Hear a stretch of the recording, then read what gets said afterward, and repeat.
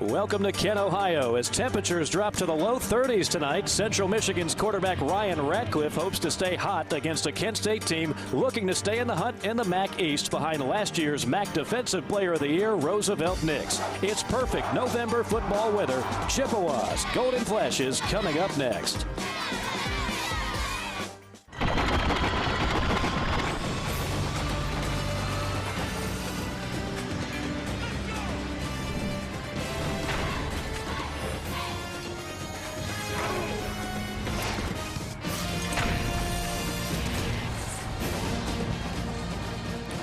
Welcome to ESPN's College Football, presented by Russell Athletic.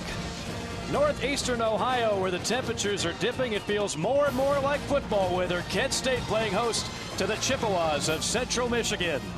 Hi, folks. Great to be with you. Mike Morgan alongside Tom, Luke, and Bill. We've got a great matchup for you. Two teams right now that are starting to pick up the pace a little bit, both coming off a big win. Now, it's been an exciting year in the MAC. Heck, it's been an exciting week in the Mid-American Conference. And, Tom, based on everything else, we might have an exciting game, a close one for everybody tonight. Well, I think we will. We've got two young head coaches and first-year coach Daryl Hazel at Kent State facing off versus Dan Enos at Central Michigan, both trying to implement their philosophy and build this program, and both have instituted a youth movement. A lot of offensive playmakers for both teams, true freshmen. You look at Anthony Garland, the running back for Central Michigan, 141 yards on the ground last week in a win over Akron, and the same can be said on the offensive side at the running back spot for Kent State. Two true freshmen, starting off with Trayon Durham, the big workhorse in the backfield for Daryl Hazel. Well, for 3 years, Central Michigan carved up defenses in this conference with a guy named Dan Lefebvre. He's gone. Ryan Ratcliffe is the guy now, and he's been playing pretty well. He has, especially as of late. Over the last 3 weeks, 7 touchdowns and just 2 interceptions. Keep in mind, his primary targets that have emerged are true freshmen in Courtney Williams and Titus Davis. Both of those guys have become go-to playmakers for him, and ironically, just the 2 interceptions that he's thrown have come on the last play of regulation where he was throwing one up for grabs. Certainly not an indication of a bad decision being made. He's really recovered from some early season turnovers, and now all of a sudden this Central Michigan offense is starting to hit its stride. Well, meanwhile, the Golden Flashes offense not exactly hitting its stride. They're not very explosive. They can't afford to get into a shootout, but what they do have is a very stingy defense led by that front seven. Yeah, that front seven's tough now. They're ranked number 3 in the Mid-American Conference in total defense. And Roosevelt Nix, you don't often find dominant defensive linemen in the Mid-American Conference, certainly not ones that are true freshmen defensive players of the year, as Nix was a year ago in 2010, anchored by the linebacker behind him in C.J. Ma'ulu, who transfers in from the junior college ranks. And now you've got a group on defense that can keep the score down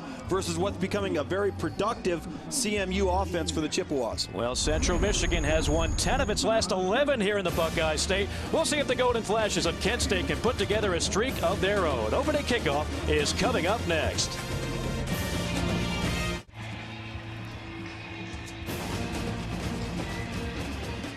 Crowd getting rowdy tonight at Dick Stadium in Kent, Ohio. Central Michigan taking on the Golden Flashes of Kent State here on a Friday night. What's at stake for both these teams? A couple different things. Again, they both started off the season in a rough way, but Central Michigan seeking its 20th win in the last 23 versus the Eastern Division of the MAC. Kent State, meanwhile, look, they've still got a shot in the MAC's Eastern Division. They believe they still can play in that MAC championship game. As you see Coach Enos of Central Michigan, former Michigan State quarterback, now 6-15 in his 2 years with the Chippewas. And the first-year coach for Kent State, Coach Hazel, now 2-6, a guy who has been around the state of Ohio for a long time, including several years as an assistant coach at Ohio State. Well, and that's the primary reason he was hired here, because of his ties to the state of Ohio as it pertains to recruiting. That's what he's charged with doing here, is getting better players to come to Kent State. Kent State gets the football first. Kirkland and Holloman back to receive. It's going to be Holloman from the 4. Trying to find an alley, and he does. A big one and a nice move at the 30, and stumbles forward to the 44-yard line. He was one man away from taking that one the distance. Great field position for the Golden Flashes offense, led by that man Spencer Keith, a 6'3 junior out of Little Rock, Arkansas. This offense has really struggled this year. It's a new scheme, a lot of young players out there. Spencer Keith will try to continue to improve this offense, which has got a couple of good-looking freshman tailbacks behind him. Well, you see the numbers there. The biggest thing he's got to do is protect the football, maintain possession of the ball, make good decisions in the passing game. Trayon Durham is the lone back behind Keith, who feeds him. And he is stacked up, gang tackled right near the line of scrimmage. No room on that play. Avery Cunningham leading the way for the Chippewas. Impact players, well, you just saw one of them, Trayon Durham, and he's a good-looking freshman. Well, he certainly is, and he's a big tailback, about 260 pounds. He's a bull in a china shop, there's no doubt about it. He can really roll in a downhill running game. Anthony Murray, the other true freshman running back that's going to substitute with him, he's a lightning to Durham's thunder. On second down, we'll call it 9. Trying to turn the corner, and again, it's strung out well. And Central Michigan storming Durham on that play. Maybe a couple, it'll be third down and long. On the defensive side of the football, Mike, Jaleel Adai for Central Michigan. You see fourth in the MAC in tackles right there, but it's more than just statistics with him. He understands what they want on defense. He can get everybody lined up. You rarely see him make miscues and errors in judgment, and a really sound leader for this defensive football team for Central Michigan. This is a spot Kent State does not want to be in. It's not an explosive offense. Third down and long could be very problematic. Terry, the lone back. Keith surveys, and the throw is short and a little bit wide. And the Golden Flashes will have to punt. It was intended for Chris Gilbert. You know, Spencer Keith just holds on to that football for just a brief half a second. He can set his feet and make that throw to Gilbert, number 6, along the sideline, and he converts and moves the chains. Central Michigan, you noticed there, brought pressure. They're going to continue to do that all night, try and rattle Spencer Keith, Kent State quarterback. Billy Myler is back to receive the punt of Matt Reinhardt, one of the better punters in the MAC. This one not going to be returnable. It bounces near the 20 and picked up there at the 21-yard line. A 32-yard punt and no return, and we'll get our first look at the Central Michigan offense led by Ryan Radcliffe. He's a junior. He's out of Sherwood, Ohio. 17 touchdowns, 12 interceptions. He's already thrown for 2,375 yards. You see where that ranks for a single season in school history. And obviously, Tom, when you follow a guy, I mean, how do you follow up a guy like Lefevre? That's a lot of pressure. Awful lot of scrutiny if you're not going to play well right out of the gate. And unlike Lefevre, he is not a runner. He's pretty much a pocket passer, trying to throw out of the pocket here, but he is belted on the throw by 77 Lee Stalker. Well, when we talk about the impact players for Central Michigan on offense, you got to look at the true freshman. Titus Davis, very explosive, got on the field because he's capable of taking that short catch, turning it into a big play. Opposite of him, you have the big physical true freshman in Courtney Williams, going to be more of that short to intermediate receiver and going to be a great red zone target for Ryan Radcliffe. Second down and 10. Man in motion is Davis. And they go to the ground. And nothing doing there. Good pursuit by that Kent State defense, and including Malaula, number 43, one of the players we highlighted, Tom. Yeah, C.J. Malaulu coming out of the junior college ranks, Palomar College just outside of San Diego. He's been the heart and soul of this defense in terms of making sure there's that linebacker mentality. The teams that play Kent State, they know about Roosevelt Nix in the front, but Malaulu's new to the MAC. He's come in and really infused some energy into this Kent State Golden Flash defense. Third down and 10.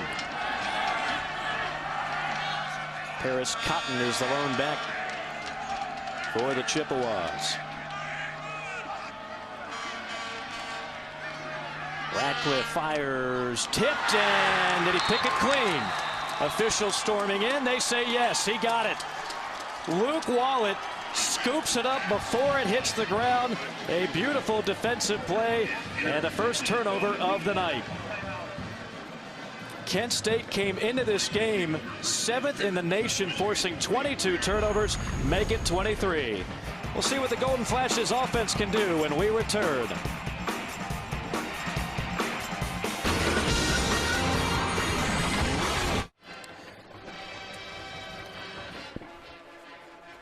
No score early going in the first quarter, and Tom, we're about to see a great pick by Luke Wallet in the secondary. Yeah, and you take a look at Courtney Williams, 25, the true freshman. He's going to be isolated versus Josh Pleasant, the number 2 right there. But there's going to be a zone defender that's going to be right here, number 3, Leon Green, that Courtney Williams has to run behind, and that's who causes the problem on the errant throw, because the quarterback, Ryan Radcliffe, cannot stick the ball right on Courtney Williams. Wallet, 39, dives in front of the football. The one thing you don't want is a tipped ball over the middle of the field if you're on offense.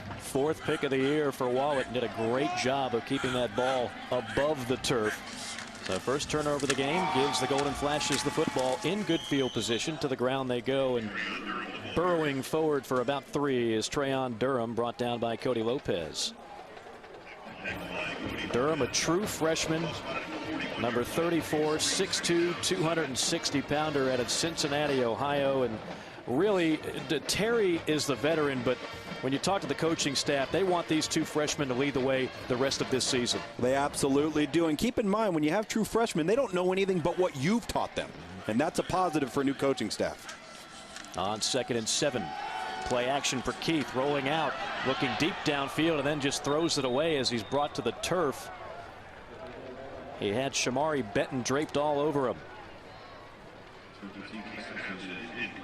Now, points which ordinarily not so hard to come by in this league, particularly of late here, Tom. We've had some shootouts. Sure. Tonight they will be hard to come by. They will be hard to come by. And with Central Michigan, unlike Kent State on defense that's experienced and has some upperclassmen, there's a youth movement on the defensive front 7 for Central Michigan. They're not very big in their front 4, and they've got an awful lot of inexperienced players. 3rd down and 7. Chippewas rushing 4, nicely formed pocket, and the pass is caught over the middle at the 26-yard line by Sam Kirkland, a senior out of Chesapeake, Virginia. It's a gain of 15, but a penalty flag all the way back near midfield.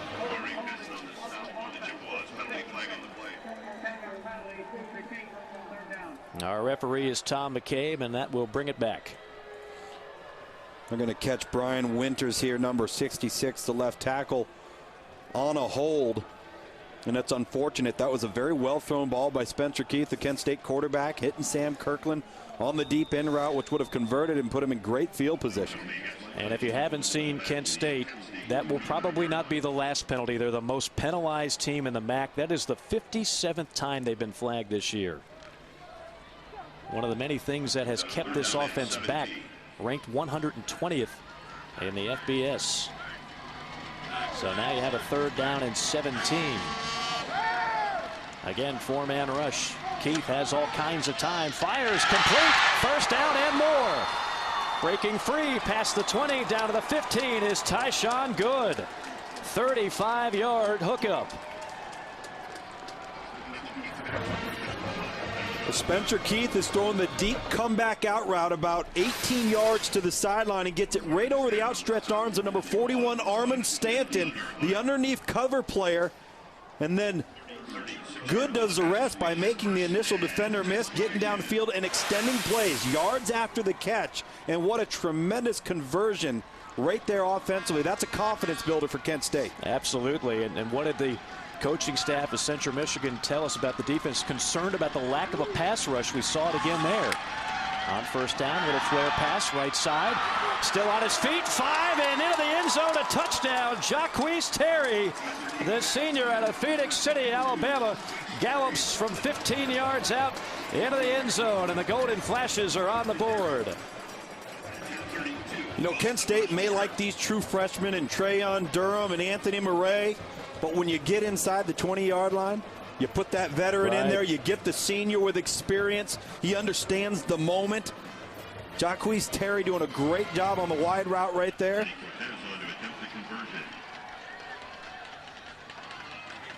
Freddie Cortez, the lefty, on for the extra point, and it is good. Well, it all started with the turnover, the interception by Luke Wallet. He picks it up before it can hit the turf. And then Kent State, give them credit. A couple of the longest plays they've had all season, capped off by the 15-yard touchdown by the senior, Jacquez Terry. 7-0 our score.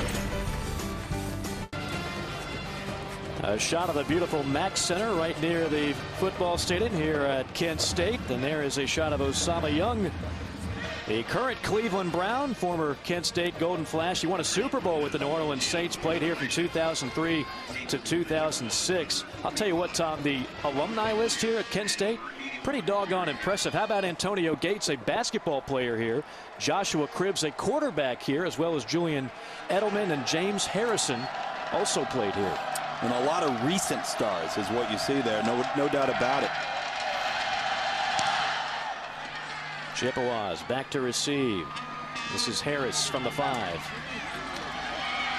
Probes the left side, and a good job of pursuit by the Golden Flashes. Gets it back to the 20, a 15-yard return. Well, this is exactly what Kent State needed, Tom. We talked about they're not explosive offensively. This is not a team that wants to play catch-up. They don't, and to get something good flowing, get some rhythm early on. Now your quarterback, Spencer Keith, who's had a tough year, is really coming on, and he feels good about the offense, the game plan. And now we'll see how Ryan Radcliffe and this Central Michigan offense can answer. Zerlon Tipton, one of the many backs that you'll see tonight wearing white, is back behind Radcliffe. They fake it to him, set up the screen, and it's dropped. Incomplete. Intended for one of the fullbacks there. It's actually one of the backup fullbacks for Central Michigan, Caleb Southworth.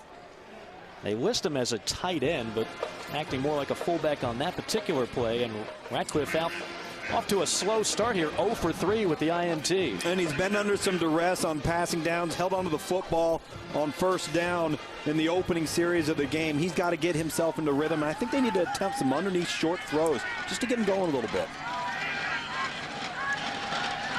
First drop pass of the night for Central Michigan. More on that in a moment. On second and long to the ground game, and a big hole along the left side. Big pickup there before Darius Polk finally knocks Zerlon Tipton out of bounds. Give them 9, maybe 10. It'll be close. Well, they run Tipton into the boundary 34, away from the field side blitz from Kent State. And Tipton does a good job. We mentioned Anthony Garland, the true freshman in the backfield. Zerlon Tipton, just a sophomore. Both of these backs are big physical runners capable of carrying the load. The more they can establish a run game versus this stingy front 7 group of Penn State, the more pressure that's going to take off of quarterback Ryan Radcliffe. They do give him 10 and a first down from the 30.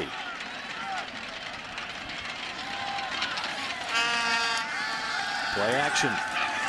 Radcliffe fires, and another drop. Tom, you've been around the game a long time. Player, coach, I got one for you. That's 2 drops tonight. Last year, this team had 51 drops. That's over 4 a game. I've never seen a number like that. Doesn't exactly instill confidence in your quarterback, does it? And last year, Ryan Radcliffe was a first-year starter. And one of the reasons some of the upperclassmen at receiver like Cody Wilson, Jerry Harris aren't playing is because the productivity level has not been there from the targets. That's why they've gone to the young true freshmen in Titus Davis and Courtney Williams. And those were 2 easy drops. Balls that easily should have been caught. On second and 10, here comes the blitz.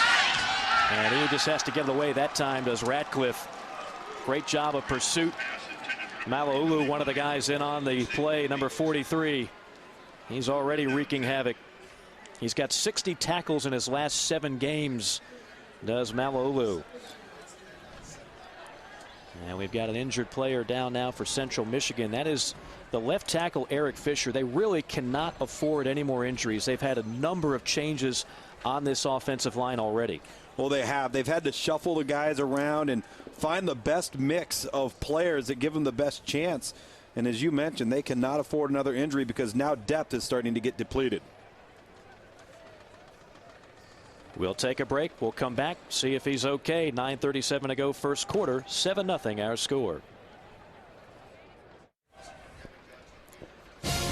Tomorrow night, the Oklahoma State Cowboys look to keep rolling when they host one-loss Kansas State, or see the Notre Dame Fighting Irish on the road at Wake Forest. Saturday Night Football presented by Southwest Airlines at 8 o'clock Eastern and 5 Pacific. Both games available nationally on either ABC or ESPN2 and streaming live on WatchESPN.com and the Watch ESPN app. College football lives here. Take a look at Kansas State as they try and slow down this offensive juggernaut of Oklahoma State. It's going to be a matter of a game of keep away. Can Colin Klein and that offense run the football effectively enough without turning it over? Because Oklahoma State, they're opportunistic on defense when it comes to turnovers. #1 in the country in turnover margin. Eric Fisher, you just saw the injured man. He had a little bit of help getting off the field. Again, they're now down 3 offensive linemen. This is 3rd and 10. Pass over the middle, incomplete. Boy, it looked like he had an open target striding down the field. That was the freshman Titus Davis, but again, the throw was off the mark. Yeah, Titus Davis running down the seam versus #2, Josh Pleasant, and just didn't get the throw up enough. Threw it down low. As you mentioned, he was coming open on the seam route, and right now, Ryan Ratcliffe is struggling to see it, and he's under a lot of duress. They've had a lot of downs where they've had some free guys rushing, haven't accounted for defenders on the pressure package, forcing another punting situation for the Chippewas. Richie Hogan, the punter, a junior out of Laguna Hills, California. And the defensive hero thus far, Luke Wallet, with that interception, is back to receive. Heavy pressure and a good-looking punt. Wallet backpedals 15 yards, and finally he gives up on it. And it's going to bounce inside the 5, and a tightrope job done right by the goal line. Beautiful special teams work there by Central Michigan. Billy Myler, the guy to touch it down inside the 5. That's why a lot of coaches will tell you that the punt is your best friend. If you're getting stalled on offense, you can't get anything going. Keeping in mind, Central Michigan has had 3 first-down plays in the first quarter that have resulted in 0 yards. So if you can flip field position, put your defense on a long field, and force Kent State to now execute from its own end zone, you got a chance. That was a 69-yard punt. And now the Kent State offense onto the field. This is not a good spot for an offense that has struggled. Ball spotted right around the 2-yard line.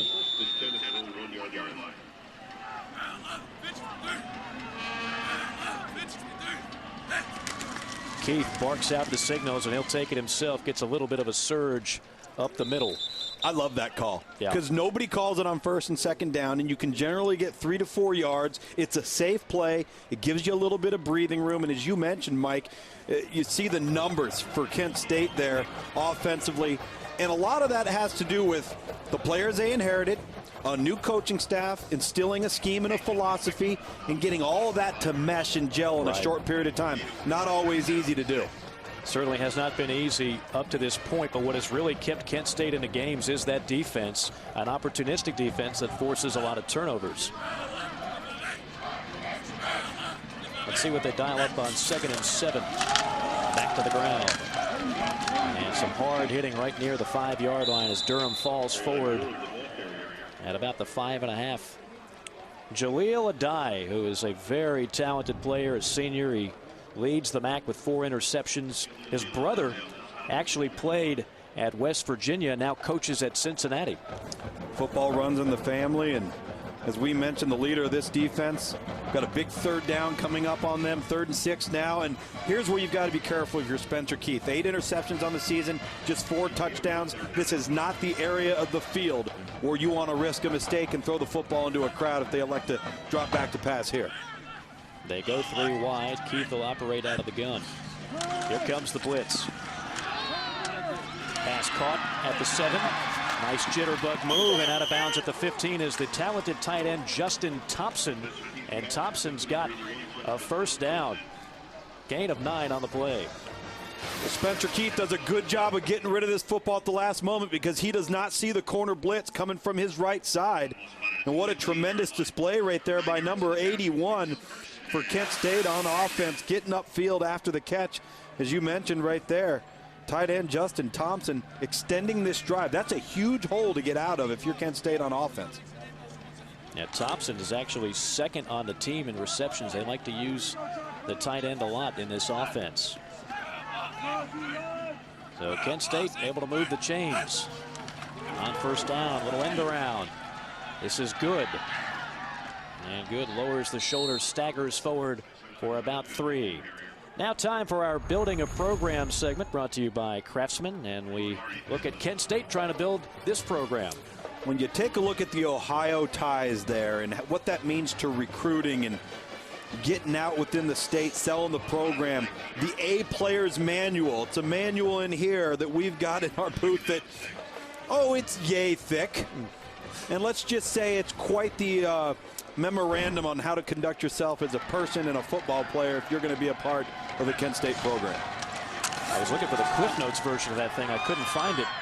Pass falls incomplete on 2nd down and 7, so now 3rd down and long. Good pressure there by Joe Kinville. There is Jim Tressel hanging out here in Ohio, former Ohio State football coach, now a consultant for the Indianapolis Colts. I can imagine that the A manual has an awful lot of things that have been drawn from Jim Tressel as a head coach and his wealth of experience, while Darrell Hazel worked for him there at Ohio State. When it came Hazel's time to build a program, take over, and instill his principles, his philosophy, and blueprint, I'm sure Tressel's stamp is on it somewhere, someplace.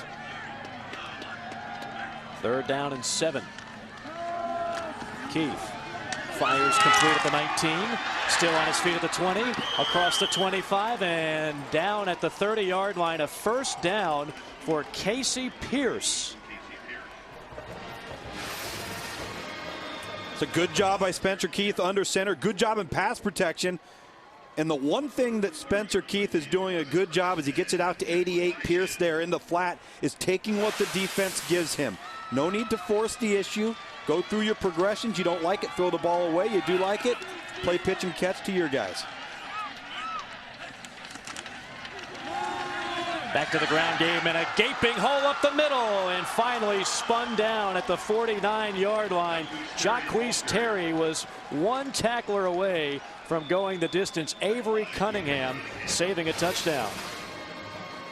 And this is just an inside zone run play. At the point of attack, Kent State takes care of an undersized Central Michigan defensive front look.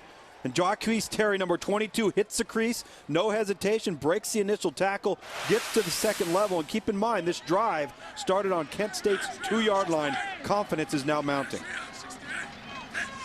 On 1st down, they play action to Durham. Looking deep downfield, going for all the marbles, but tightly covered there. Good coverage on the play. Sam Kirkland was the intended target, but he had a die all over him.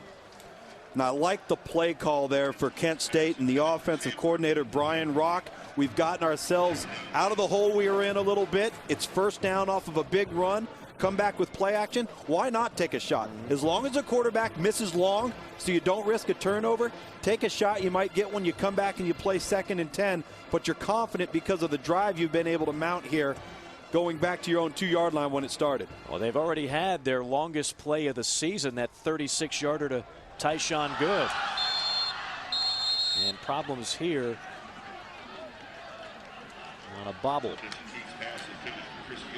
Chris Gilbert, number 6, on the quick hitter wide receiver screen. This time the drop for Kent State.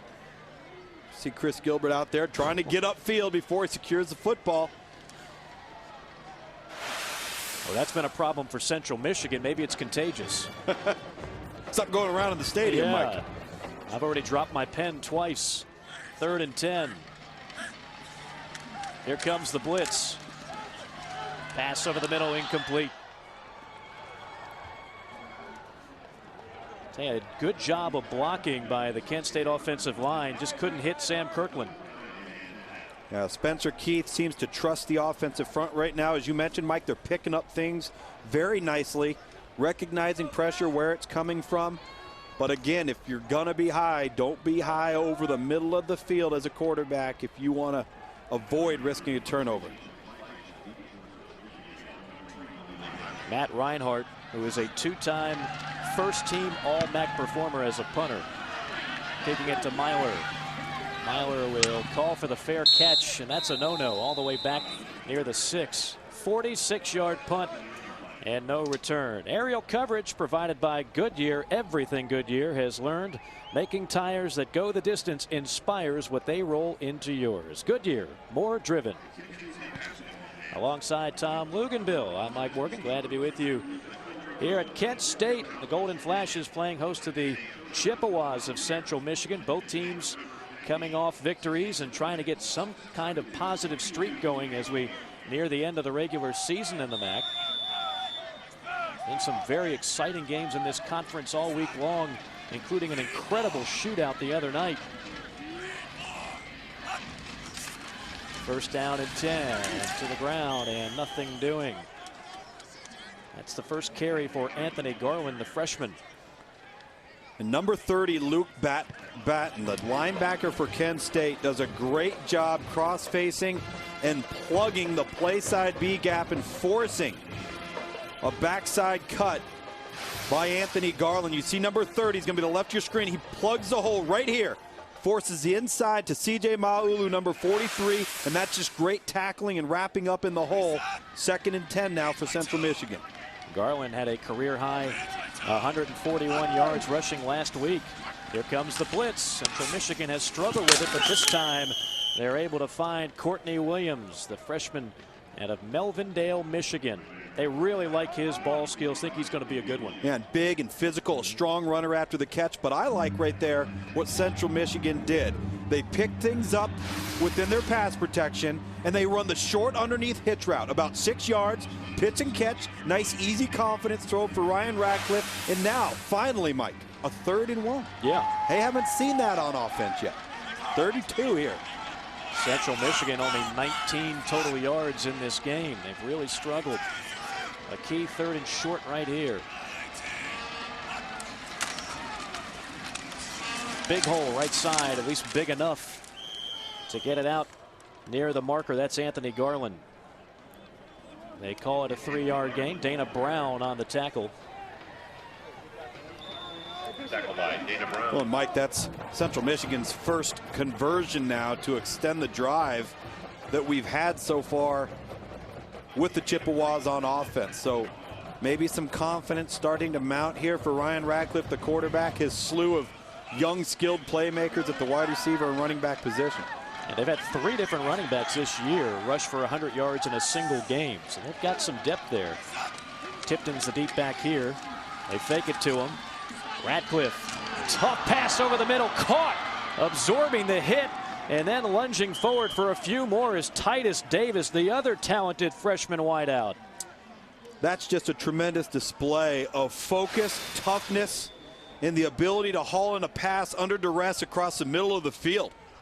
No fear by Titus Davis, number 84, one of the freshmen we talked in the open. And that's why they're on the field. They're making more plays than the upperclassmen are right now. A 30-yard gain. You see that list of freshman wideouts, and that's where the future is for this Central Michigan team. They still like to throw the football a lot, and eventually they'll have the personnel to do it more. Boy, great job again. The pursuit of that Kent State defensive line has been terrific tonight. That time Kyle Reese, number 13, leads the way. He's a former walk-on. Kyle Reese, number 13, you see there. Again, number 30, Luke Batten, really playing aggressive up into the gaps, creating a little bit of confusion at the point of attack for Central Michigan from an assignment standpoint. And this is one of the reasons, as we talked about Kent State, why they're so good. They really make it difficult to control the line of scrimmage if you're on offense. Kyle Reese actually hopes to become a Navy SEAL after graduation. You don't want to mess with him. On 2nd and 10. Trying to set up a little short pass, but it's short of the mark intended for Courtney Williams. Ryan Radcliffe has lacked accuracy so far, Tom. He's lacked accuracy, and much of that is because he's been under duress or he's thrown off his back foot, like we saw right there as he was trying to hit 25. Courtney Williams coming across on the underneath crossing route. But he just hasn't been able to get into any type of rhythm. And as a result, I'm a little surprised that they haven't gone to more of a 3-step drop passing game. But Mike, again, a 3rd and long situation does not give passing game coordinator Morris Watts an awful lot to go to. Radcliffe has thrown 9 passes. He's got 5 hurries. He's been knocked down twice. This is 3rd down and 10. Storming in one of the Golden Flash's defenders, and that blows up the play. It looked like, again, Malaulu just came in free, and that play had no chance. Well, number 43, CJ Malaulu, an impact player on defense. You're going to see him right in here, and he has got a beeline on the quarterback.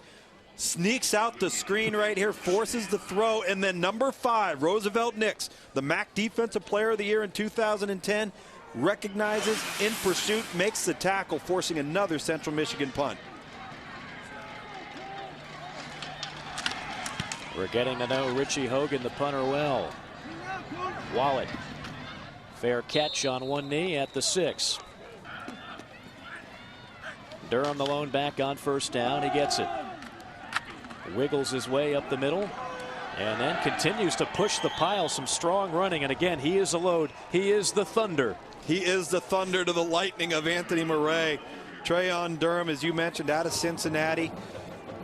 And I mentioned something earlier, when you're trying to instill a philosophy and change the culture and put your blueprint on a program, when you have the true freshmen that come in and all they know is what you've taught them and how they've been recruited, when you start to make the move towards those guys, it can be a lot easier to coach them. They list him at 6'2", 260 pounds. 8 yards on first, gets it again on second, but this time he's dropped for a loss. Loss of about a yard. Cody Lopez and Steve Winston on the top, and that might be the final play of the first quarter.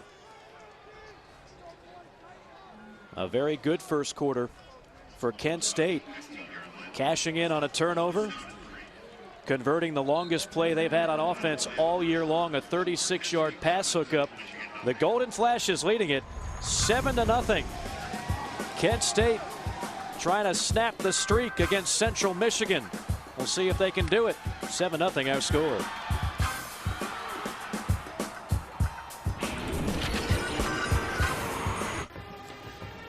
Beautiful aerial shots from the Goodyear blimp overlooking Dick Stadium here on the campus of Kent State. The Golden Flashes leading it 7-0 as we get you set for the second quarter. Kent State, they've really struggled against Central Michigan over the years, dropping 13 of the last 15. So obviously plenty of motivation to try to turn that streak around.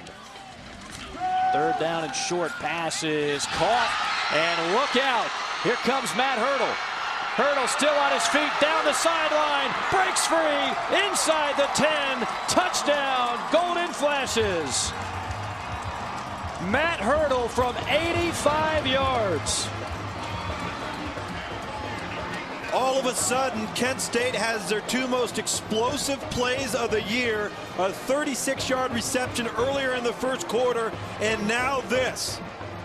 From big number 8, Matthew Hurdle, a junior, 6'3", 185. Very simply, catching the little 6-yard hitch route and turning it into a home run. And the fans are wondering, where has this been all year long? A 36-yarder and 85-yarder as the extra point is tacked on to make it 14-0. Let's get a shot from the blimp on this one, see how it develops. Yeah, just a quick 3-step drop. Speed cut out about 5 to 6 yards. Number 8, Matthew Hurdle, again, taking the short catch, turning it into a home run. And that's what this offense for Kent State has lacked. Big plays that result in huge gains or points on the board. And now at home, the Golden Flashes off to a double-digit lead. Now up 14-0 over Central Michigan. And you know, on that play, the guy you saw diving for the ball and missing was John Carr. He's a corner now, but he was a safety. They've had some issues in the secondary. They moved him to corner, but really he's not a true cornerback, and it showed on that play. Well, when Taylor Bradford went down in the third week of the season, that was Central Michigan's best corner and best cover guy. They had to shuffle some guys around, and you know, that's why they call it a game of inches, Mike. That ball could have very easily been tipped at the last moment. The focus was great by Hurdle. He hauls it in and does the rest. Well, maybe Kent State was inspired by that Northern Illinois Toledo game on Tuesday night. All of a sudden, they're putting together some big plays. Chippewas back to receive. It's going to be Harris. And he thought about taking a knee, now takes it out. And not a wise move as he is pummeled at the 13. Big time stick by Byron Tyson. I don't think any of us saw this coming. Kent State has already racked up 195 total yards. Central Michigan just 53. And it was really Central Michigan in the last 3 weeks that we'd mentioned. It started getting on track on offense, but last week in Kent State's win versus Bowling Green, they tended to get some momentum going, and it certainly carried it over into this matchup tonight. White 29!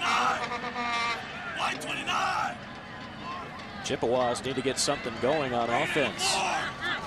It's been a struggle so far. Radcliffe after the audible.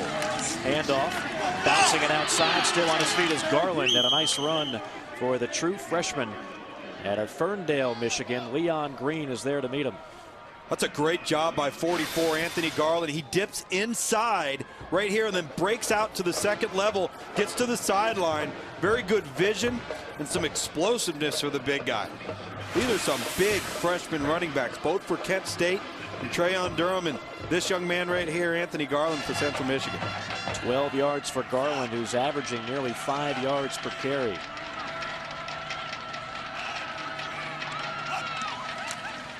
To the air on first down. Complete at the 31. Not able to break out of the tackle. Titus Davis on the reception. Josh Pleasant brings him down, a gain of 5. Again, I really like that call. Quick, simple, confidence type of throw for Ryan Radcliffe. Get it out to your playmakers and now put yourself in a very manageable second down situation. Nice play call. Yeah, manageable, the key word. So far, most of their third downs have not been manageable at all.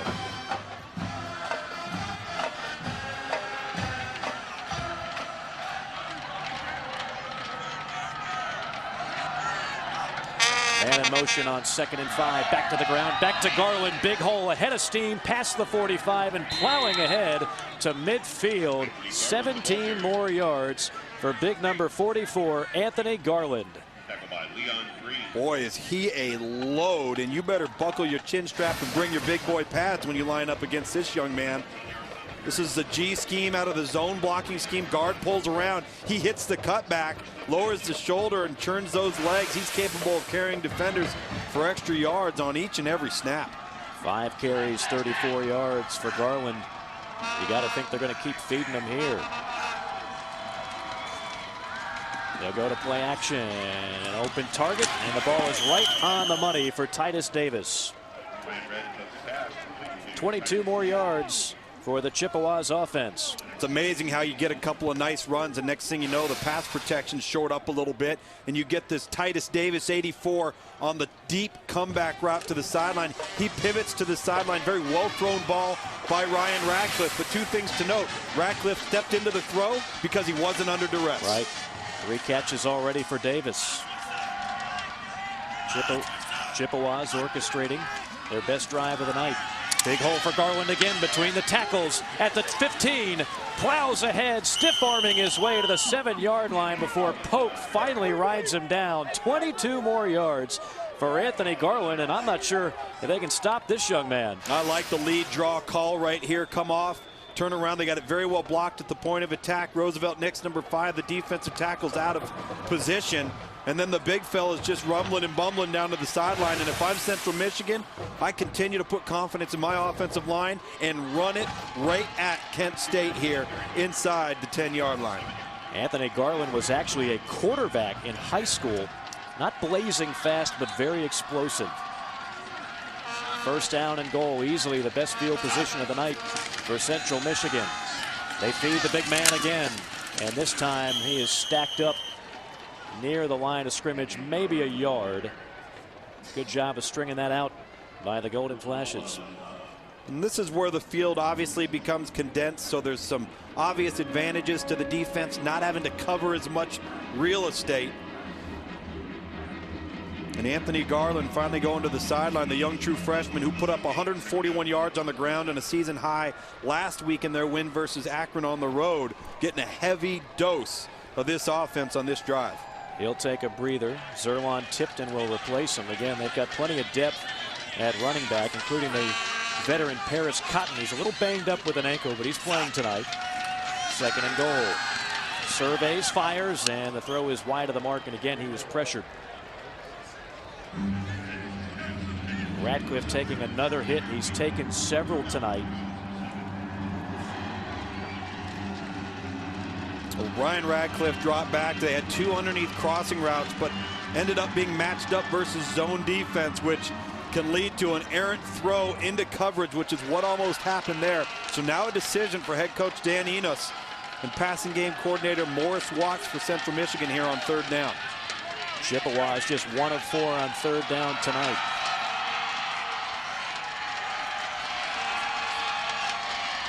Here comes the blitz. Ratcliffe throws, fires, and touchdown.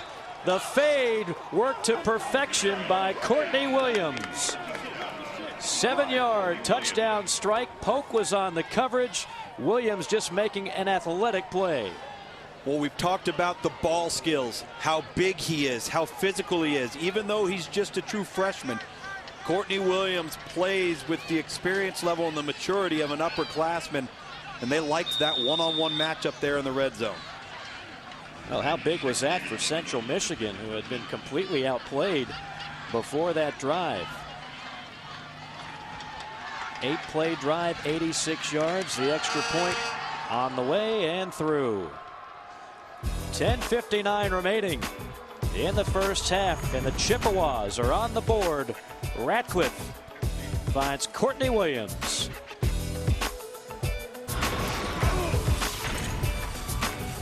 Mike Morgan alongside Tom Luganbill. 14-7 our score with 10:59 remaining in the first half. And the Watch ESPN app, I mean, come on, Tom, you and I travel quite a bit. You got to have it no matter where you are. They're probably looking at it right now. They've got it right now. That's why they're smiling. Absolutely. All platforms at ESPN available there. The Golden Flashes were smiling, up 14-0, looking very good, dominating the first half. Gives Central Michigan credit. A very impressive 8-play drive, capped off by a touchdown for Courtney Williams. Kickoff received by Holloman at the 6. And fires up the middle to the 25-yard line. Well, Kent State, an offense that really has struggled this year, last in FBS competition. But how about this? Already in this first half, they've had their 2 longest plays from scrimmage, an 85-yarder and a 36-yarder, both through the air. So, I mean, they're playing with house money right now, Tom. Absolutely. Their first 4 first down plays resulted in 0 yards. Their last 4, 49 yards. Obviously picking up the slack a little bit on offense. Durham dots the I. With a screen pass. And gobbling up yardage down the sideline is Chris Gilbert. 12 yards on just a simple pass play, but those are the kind that are working tonight. Well, and that simple pass play was made possible by Sam Kirkland, number 18, who comes out on the corner and delivers a devastating block, gets the Chippewas corner on the ground so they can extend that play and move the chains. Very well executed on the wide receiver screen by the wide receivers blocking there for the Golden Flashes. From the 39 on first down. A little toss play. And banging ahead for about 4, maybe 5 is Durham. Mike Morgan, Tom Luganbill here from Dick Stadium in Kent, Ohio. The Golden Flashes leading the Chippewas 14-7. Both teams coming off emotional victories last week to try to break a losing streak. Now they're trying to go in the opposite direction, put together a win streak.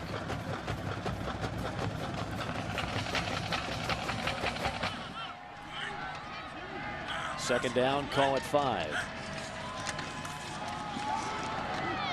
Fake it to Terry, and then right through the 5-hole of the receiver Sam Kirkland on a ball below his knees. And that one's on Spencer Keith, and he knows it. Intended for number 18, Sam Kirkland. Keeping the ball off of the zone read, keeping and throwing it out to the perimeter. Puts a lot of pressure on the defense, but you've got to execute the throw and allow Sam Kirkland to get into space and make something happen. And now Kent State left with a 3rd and 5.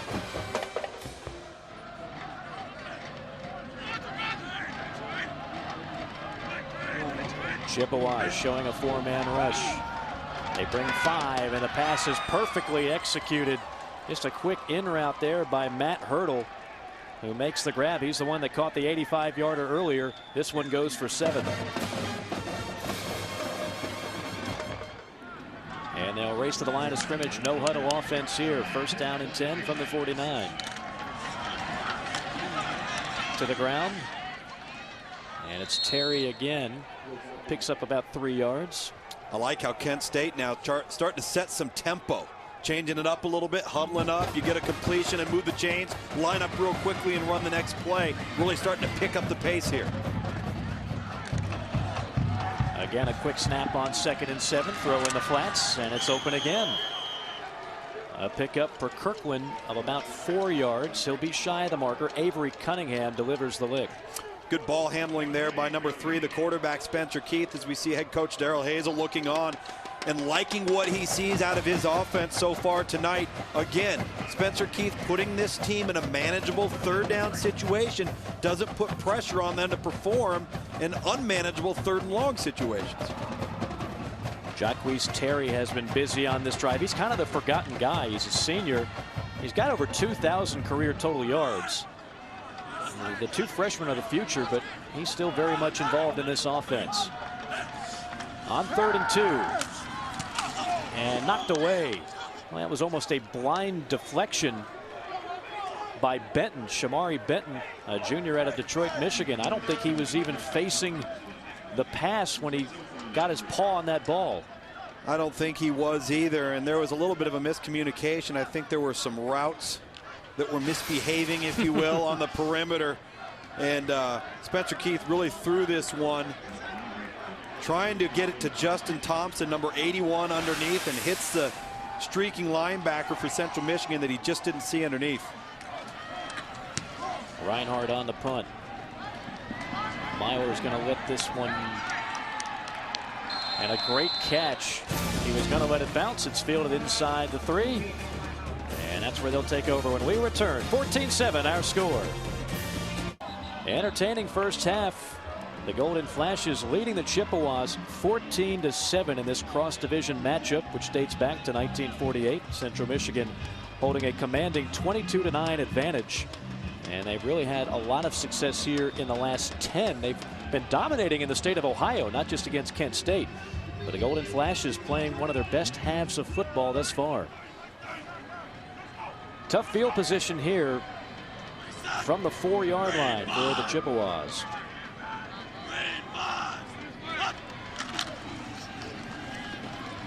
Between the tackles and plowing ahead to the 9 is Zerlon Tipton. 14-7 our score. Ryan Ratcliffe started this game ice cold. He was 0 of 6. He had a pick. Since then, 6 of 8, 72. He's obviously heating up. And it tells you a little bit about his mental toughness, his ability to handle adversity, forget the last play, move on to the next one.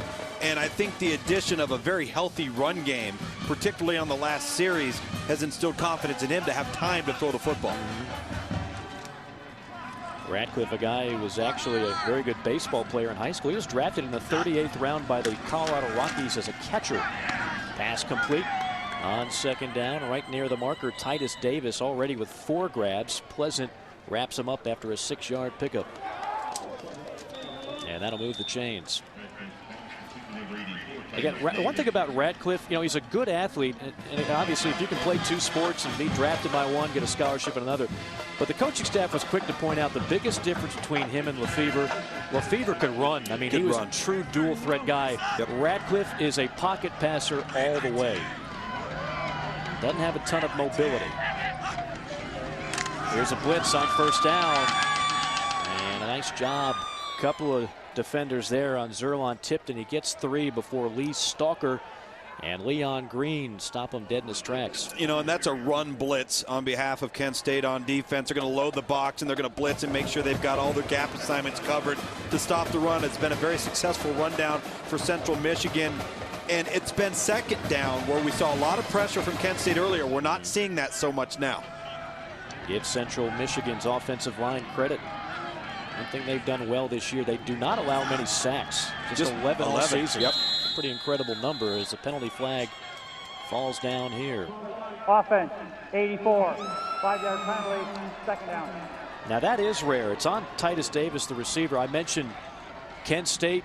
Don't be surprised if they're guilty of a lot of penalties. They lead the MAC in penalties. Well, conversely, Central Michigan committing the fewest penalties this year, just 4.4 per game. And neither team has been penalized much here tonight. Very few, just 1 for each team. So a very clean football game by both ball clubs so far. Now 2nd down and 12. Radcliffe sets up, lets it loose, and completes a short pass. That's not going to do much damage. Williams on the reception before Polk wraps him up, but it'll be 3rd and long. Well, it's going to be 3rd, right around 6. But what I liked about that was the confidence in the delivery of the throw from Ryan Radcliffe. You don't see him falling away. He drove off the back foot, transferred his weight, throws a strikeout to the true freshman Courtney Williams. Now they put themselves again in somewhat of a manageable situation. Chippewas 2 of 5 on 3rd down tonight. Paris Cotton is in the game at tailback. And the pass is caught the 25, and that'll be a 1st down. That is Billy Myler. We have not called his name tonight. Myler, a 5'10", 187-pound redshirt freshman. He's out of Mount Pleasant, Michigan. Once again, that offensive front for Central Michigan matching up, making the right moves to protect their quarterback, and Ryan Radcliffe delivers to Myler, number 3, on a little inside pivot route like he's going to break on the slant, come back to the sideline. Very well executed. Now some breathing room for Central Michigan. Timeout, Kent State. Their first timeout of the half. And a timeout called by Kent State. We'll take it with them. 4:44 remaining in the first half. 14-7 our score.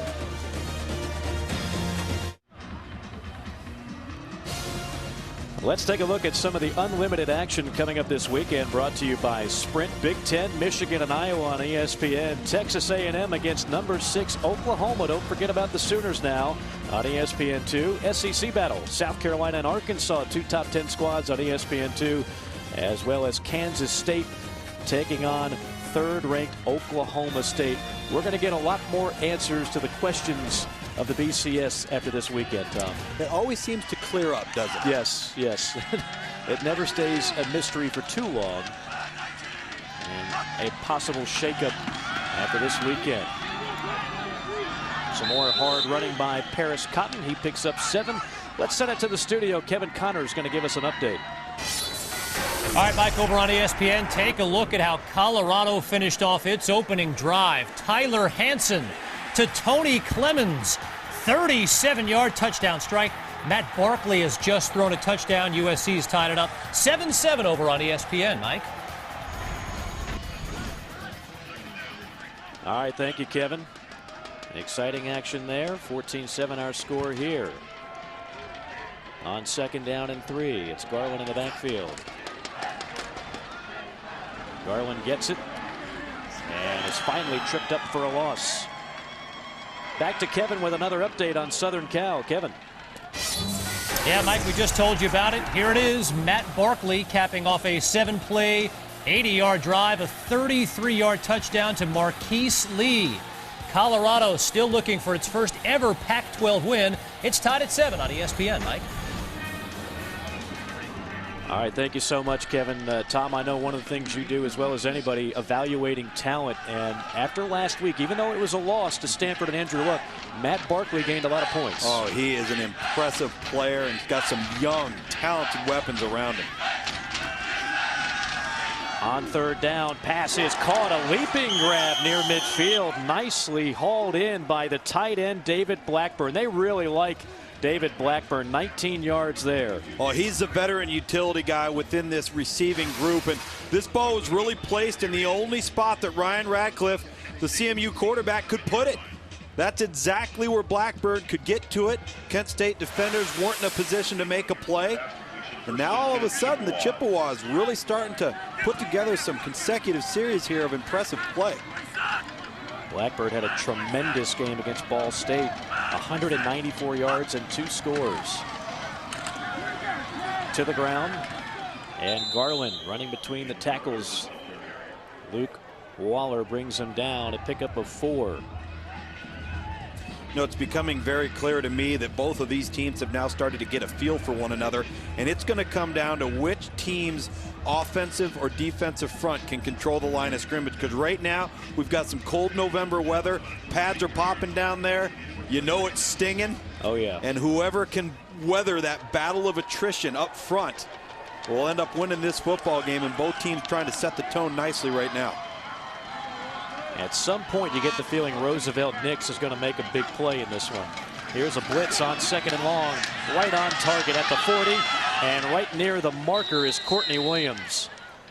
7-yard hookup there, and that's a great way to beat that blitz, a quick strike. A great adjustment right off the ball. Ryan Ratcliffe this time sees the pressure off of the edge, knows two things. Got to find where my side adjust hot route is and throw the football quickly and efficiently. This is an entirely different guy than the one we saw in the first quarter. Ryan Ratcliffe, now look at the numbers reflect that as well, has really gotten hot in the second quarter. And the Chippewas hot on this drive. This is the 11th play of the drive. Play action. Ratcliffe has time. Going deep downfield. Caught! Touchdown! Titus Davis, the throw right on the money. Davis takes the hit. 36-yard score for the Chippewas. And I think whatever was plaguing Ryan Ratcliffe early, he's over it. Well, he's over it, and most notably, the offensive line at Central Michigan deserves a ton of credit because they have really started to dot the I's and cross the T's as far as their assignments in regards to recognizing blitz and pressure here in the second quarter.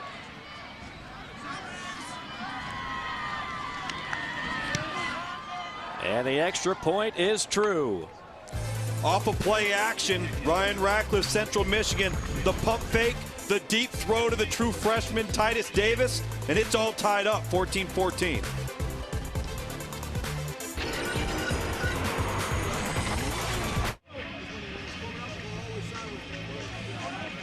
Well, we're almost through one half of football, and in a way it's been two different halves. One which was dominated by Kent State. They led it 14-0. Now Central Michigan behind an 11-play drive capped off by a 36-yard touchdown pass from that man to Titus Davis, and all of a sudden we're tied at 14.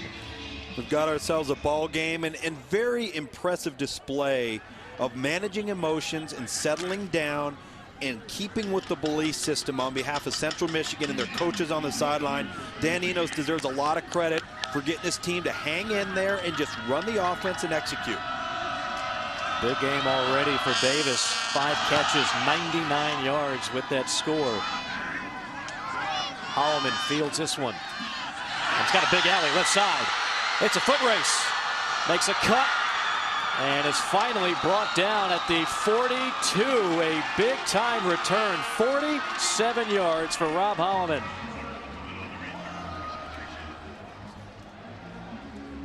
And a penalty flag on the field.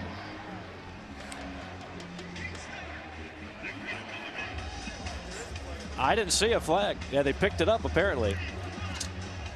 We'll clear this up in just a moment. Let's send it back to the studio. Kevin Connors. All right, Mike, thanks very much. Good one in Kent, Ohio. Coming up on the Dell Halftime Report, we'll catch you up to speed on a good one in Boulder between USC and Colorado. Plus, we'll set the table for the Clash of the Titans, Judgment Day in Tuscaloosa, a preview of LSU and Alabama, #1 versus #2. The Game Day Gang and Mark and Lou with Take Your Pick. Mike? Thank you so much, Kevin. Yeah, I've heard a thing or two about this game they speak of. This LSU, Alabama, something about 1 They're versus 2. playing this week? Yeah, I think so, on Saturday night. That's going to be a big one, I'm told. You know, that was as you look at the matchup and the build up to this game, it's going to be a lot of fun to see who can make the most explosive plays, because there's going to be some made. Who can limit them? And how do you manage a young quarterback's emotions? I think that's Jim McElwain's job, the offensive coordinator at Alabama with A.J. McCarron. 2nd down and long. And a nice run before being upended by Jaquise Terry. Give him 7. You know, to go back to Alabama LSU for a moment, Tom, what's interesting to me about the SEC this year is that some of the best teams do not have marquee quarterbacks. No. You know, usually we talk about college football. It's a quarterback game. But the best teams in the Southeastern Conference right now are led by guys, in most cases, that are either very young or very inexperienced. And everybody uses that phrase, game manager. You know what? I don't know a coach in America that doesn't want a game manager at the quarterback position. As long as you manage it well. This pass caught right near the sticks. I think he's got it. 4-yard pickup there, which is hauled in by Justin Thompson. As you see the BCS standings, LSU and Alabama obviously 1 and 2. Oklahoma State, Stanford. I'm not counting out Oklahoma. A lot of games to be played. Well, Bedlam has yet to be played on December 3rd, as you mentioned, between Oklahoma State and Oklahoma. We've got Stanford and Oregon. It's going to be a monumental matchup. As you mentioned, LSU, Alabama, the big one tomorrow. So this stuff will all work itself out. And just when you think you might not be in it, you could be right back in it at the end. Of course, there's a lot of talk about what if the loser of LSU, Alabama in a close game, could they actually make it to the championship game? Tomorrow, you've got Texas A&M taking on Oklahoma. They want a few more teams to lose at the top, obviously. Purdue taking on Wisconsin in the Big Ten. Stanford undefeated with Andrew Luck taking on the Beavers of Oregon State. And speaking of Stanford, Andrew Luck, one of the Heisman candidates, and this is your dynamic duo, Tom. That's the duo. Tomorrow, Trent Richardson will have his moment, as Andrew Luck had his Heisman moment last week in a triple overtime victory versus the Trojans on the road. On first down, pass over the middle and another drop. Sam Kirkland, I don't know if anybody from Central Michigan was able to jar that loose, or that was just a flat-out drop. Pretty good-looking throw, though. That was a very good-looking throw. This is the seam route. It has to be completed between 17 and 22 yards, and that's just a drop. Right there, that is a drop for Kent State. And number 18, Sam Kirkland, their most reliable upperclassman. Very well-thrown football would have resulted in a touchdown for Kent State. Instead, sitting here with a 2nd and 10. Well, we told you it was contagious. That's the second drop for Sam Kirkland. Overall, the Kent State offense well ahead of pace, nearly 200 yards already. That's not far from their average for an entire game. There's a ground ball incomplete on 2nd down, intended for Kirkland. You've got to be very careful with what you do with the football here. As you look, we're counting down. We're under 30 seconds in the second quarter. You're in a position where, let's just say you don't feel like you've got to go for the first down. But if you don't get it, you want to be far enough along so that field goal becomes makeable. And so let's not be risky with the football for Spencer Keith, the quarterback. Let's put ourselves in a position to still come away with points going into the locker room. And you've got a pretty good kicker in Freddie Cortez. 8 of 10 on field goals this year. They'll play it conservative, draw play, and that'll set up a field goal, obviously from closer range, as he takes it to the 27-yard line, does Terry. And they'll let the clock wind down. Coach Hazel ready to call a timeout inside of 5 seconds. He does. And Freddie Cortez will come on. He's actually the special teams player of the week in the Eastern Division of the MAC. I mentioned the percentage, 8 of 10 this year, as long as 44. Well, now they need him to be the special teams player of this week. Make it 2 weeks in a row. There's no rule that says you can't win that award 2 weeks in a row. Why not? And they're going to go in the locker room, and you never want to look back. You got to look forward. But in a game this tight, you've got to make sure that you come away with points. In that dropped football by Sam Kirkland that would have resulted in a touchdown on first down could come back to haunt them. The spot will be inside, just inside the left hash there. And it'll be from about 45 yards out. Cortez measures it. Officially, they'll call it a 44-yarder.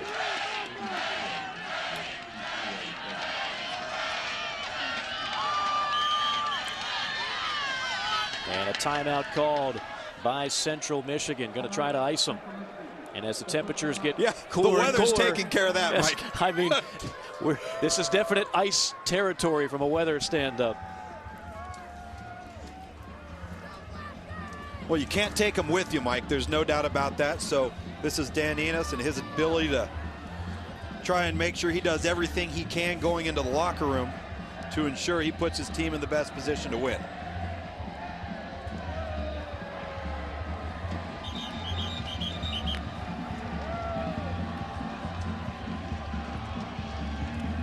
What a game it's been thus far. 482 yards of total offense. And to tell you just how even Steven it's been, for Kent 242, for Central Michigan 240.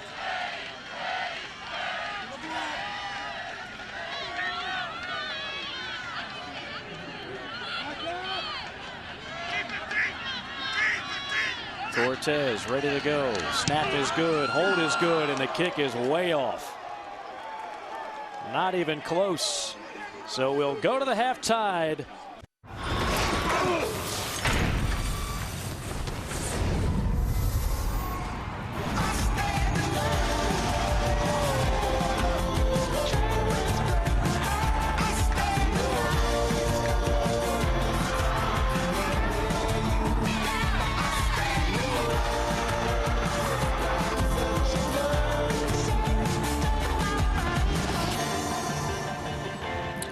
Welcome back to ESPN's College Football, presented by Russell Athletic. 14-14 our score, and really, Tom, when you look at that first half, it was kind of a tale of two quarters. One dominated by Kent State early, the second one dominated by Central Michigan. And both teams had some big plays on offense. Kent State was able to do it with Matthew Hurdle and his 85-yard touchdown, and then Titus Davis in Central Michigan were able to get it going through the air as well. But it was Terry, the senior running back, number 22 right here, on the little wide route, getting on the board quickly. Matthew Hurdle, as I mentioned, taking that short gain, turning it into an 85-yard scamper to put Kent State up 14-0. But no panic button, Mike, for Central Michigan as the Chippewas come roaring back, establish some rhythm on two ensuing series. Result in a touchdown there with Courtney Williams, the first true freshman, and now the second true freshman in Titus Davis, who we talked about as our impact players coming into the game. Yeah, and as you mentioned, when Ryan Radcliffe got time, it was a much different story for that Chippewas offense. As you look at the first half statistics, as you would expect, fairly even. It doesn't get much more even than that, 242 to 240 total yards. And look at the third down conversions. Both teams over 50%. Very impressive. As you're trying to extend drives, very few mistakes. We've only had a turnover. You see the lack of penalties, so it's been a clean game. Now it's going to be a matter of, again, which offensive line can continue to set the tone for either team's run game. Central Michigan will get it first here in half number 2. It'll be Williams from the 5. Turns the corner and knocked out of bounds, and then a late penalty, and that'll likely be a late hit right near the 24-yard line. If you're Kent State, the momentum already on the other side. Foul on the kicking team, 83, 15-yard penalty, first down. And that is on Marcus Burton. And Marcus Burton, number 83, just coming in there late. No, I was referring to that clean game being played in the first half, obviously. Right, exactly.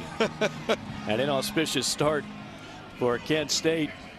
Good field position now for the Chippewas, and that man, Ryan Radcliffe, was red hot toward the end of the first half. Best starting field position of the night for Central Michigan. Garland the deep back. Again, play action. Radcliffe, oh, he still is red hot, just how he ended the first half. Courtney Williams, they got a certain synergy going on right now. 14 yards on that hookup. And they're just throwing the layered routes off of play action. You've got a short receiver into the flat, that's the fullback. You got Courtney Williams, 25, running that flexed out corner route where he bends it to the sideline, and Ryan Radcliffe does a great job. Good ball handling, comes off on time, throws a strike to the sideline. Very well executed in the opening play of the drive.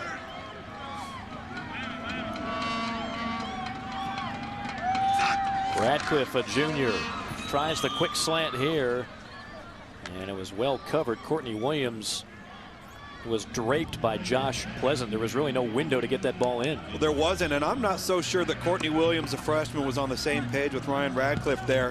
Didn't look like he was looking or intending to receive the football as he was pressed at the line of scrimmage. He's not even looking for the ball. He's looking to block initially. Miscommunication there between quarterback and the young receiver. And that goes back to the youth element. They've got so many young receivers, does Central Michigan. Kind of an interesting stat on this offense. They've had 17 different players catch a pass. Kind of hard to scout those kind of numbers. Here comes the blitz, and Radcliffe throws it away, and there's a late penalty flag. Might have a hold on that defense. The safety, Luke Wallet, was in the area. There's a lot of contact Pass interference, defense, 3. Spot foul, automatic, first down. And it's on Leon Green. And he's pressing the receiver at the line of scrimmage right there. They come over off the corner blitz as a safety comes over the top and essentially hits Courtney Williams with contact while the ball's in the air. That's a no-no. The official's right on top of it. Good call, and hey, you'll move the chains any way you can get it.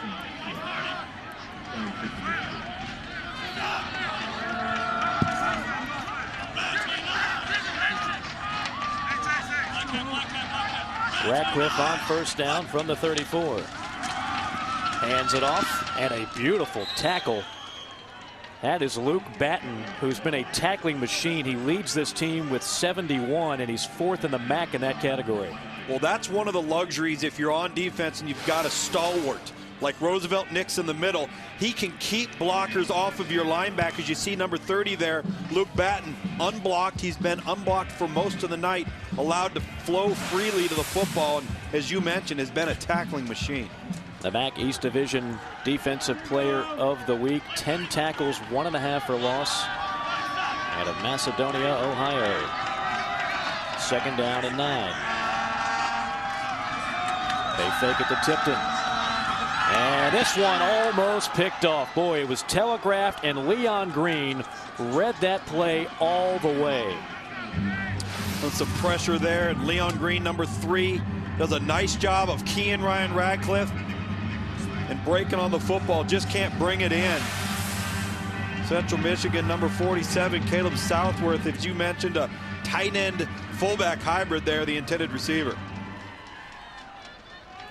So now 3rd down and 9.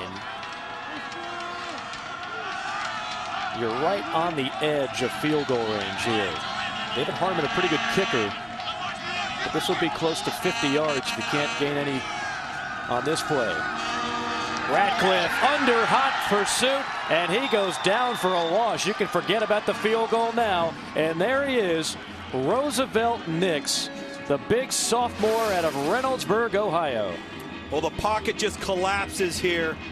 Nice job with some twists and stunts up front in the defensive line with Kent State. And that's the difference between a Dan Lefevre that can escape the pocket and keep out onto the perimeter, and a pocket guy like Ryan Radcliffe that's in one location at all times. And now for tonight's Real Deal, brought to you by Wendy's. The first true freshman to ever win the MAC Defensive Player of the Year award. And they still got him for a couple more years. Good looking players, Roosevelt Nix, and a big stop there by the Kent State defense. 14-14 our score. Don't forget, tomorrow night the Oklahoma State Cowboys look to keep rolling when they host one-loss Kansas State. Or you can see the Notre Dame Fighting Irish on the road at Wake Forest. Saturday Night Football presented by Southwest Airlines at 8 o'clock Eastern Time, 5 Pacific. Both games available nationally on either ABC or ESPN2 and streaming live on WatchESPN.com and the Watch ESPN app. College football lives here. Oklahoma State giving up a ton of yards, but they keep winning games. On first down, off left tackle, and defended very well by that Central Michigan defense. Avery Cunningham ball hawking there. Jacquees Terry could not turn the corner, no gain. Got an official's timeout now here on the ball. With Terry, number 22, shaking up on the sideline there. Able to get up on his own accord.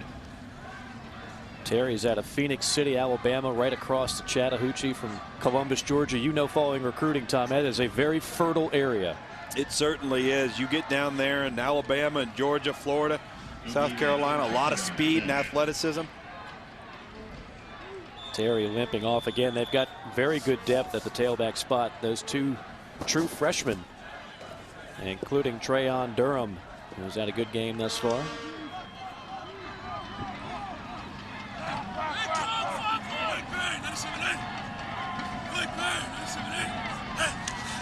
On 2nd and 10. Key fires, complete at the 18. And out of bounds near the marker is Chris Gilbert. Let's send it back to our studio. Kevin Connors standing by. Kevin. Hi, Mike, over on ESPN. Make it 14 unanswered points now for USC. Matt Barkley, 5 yards to Xavier Grimble. Trojans a 14-7 lead early in the second quarter on ESPN. Mike. So many of these young players, Xavier Grimble, Marquise Lee, really athletic, talented guys for that USC offense. This is third down and short. 6 of 10 on third down is Kent State. And I don't know. I don't think he got it here. Great pursuit by the right side of that defensive line and the linebacker, Shamari Benton, just firing in. No gain on the play. It's fourth down. No gain on the play and no wide receivers in the formations, which allows for Central Michigan to crowd the box. 11 man up on the line of scrimmage. You don't have enough bodies to block enough people. And how about Lopez, the linebacker, Cody Lopez, 51, shooting the gap, making a play in the backfield. He's a true freshman, and they think he's going to be a real good one. He's been a great surprise this season.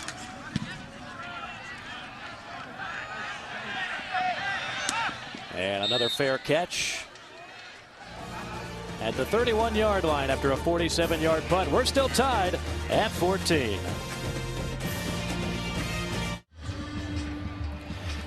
14-14 our score here from Dick Stadium in Kent, Ohio. You know, the cold weather does strange things to different people. That is number 72, the Fan, not representing the 1972 team, of course, but that is a rather historic team in Kent State folklore. They actually won the MAC championship, and that was the last time they won it, the last time they made a bowl game. They made the Tangerine Bowl back in 1972. It's the longest drought of any current team, almost 40 years. And some very interesting names were on that team as Garland shoots right up the middle for a gain of about 6. One of the guys on that team, a defensive back. How about Nick Saban? Oh, look at the old ball coach. Looking sharp right there. He later, of course, became an assistant coach and then a head coach at LSU. Won the 2003 national championship and recently winning a national championship in Tuscaloosa. But earlier this season, Kent State actually played Alabama. A little bit of a homecoming for Nick Saban. Absolutely. A way to give back to the program, if you will. Yeah. Certain paychecks seem to accompany those games. Yes. Second down and short. Pass is caught. But a good open field tackle as Titus Davis makes another grab. Sidney Salter with a big time hit. Well, I've got the big meeting. LSU and Alabama, number 1 and number 2. This is how it's fared the last few years. You had Florida and Alabama in 09, Ohio State, Michigan in 06, Oklahoma, Nebraska in 2001, Nebraska, Oklahoma in 2000. What's interesting about some of those games, for example, Tom, that 2006 game, a lot of people didn't even think Ohio State and Michigan were the 2 best teams. True. Many people thought it was Southern Cal and Florida. Is there anybody debating right now that LSU and Alabama are the 2 best teams? No, I don't believe so. A fumble on the play, and no, you stopped short, I beg your pardon, and all of a sudden now a little bit more momentum going back on the side of Kent State. That's Kitchen knifing in and making the stick. Well, big stop is right now both offenses stalling here on the opening drives. You know, to go back to that 72 team for just a moment, it wasn't just Nick Saban. Certain Hall of Fame linebacker by the name of Jack Lambert played on that team. He could play a little. And the current Missouri coach, Gary Pinkel, was on that team as well. It's a high spiraling kick. And fielded at the 15 by Wallet. He's quickly wrapped up. 14-14 our score, 8:42 remaining in the third quarter. Now you're looking at the Kent State Museum, containing important collections of fashion and decorative arts, providing students with first-hand experience with historic and contemporary fashions, as well as costumes representing many of the world's cultures, and many people making a fashion statement tonight, including that guy. Sometimes you got to do whatever you have to do to stay warm on a night like tonight. Fashion can kind of fall by the wayside at times. That's all I'm saying. On first down and 10, a rollout, and the pass sails high over the head of Chris Gilbert. Chris Gilbert there along the sideline and really know where to go with that football. A good errant throw high, play the next down, don't force the ball into a crowd. Both of these teams, all of their wins this year for both teams have come when they've been leading after 3 quarters. So something's got to give here as we're notched up at 14.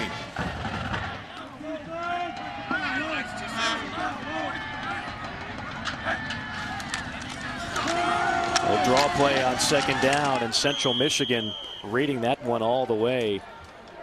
Matt Lozanecki, one of the freshmen on that defense for the Chippewas, reading that one. Yeah, true freshman, but just 270 pounds, and that's what's kind of plagued Central Michigan to some degree this year is they don't have a lot of beef up front.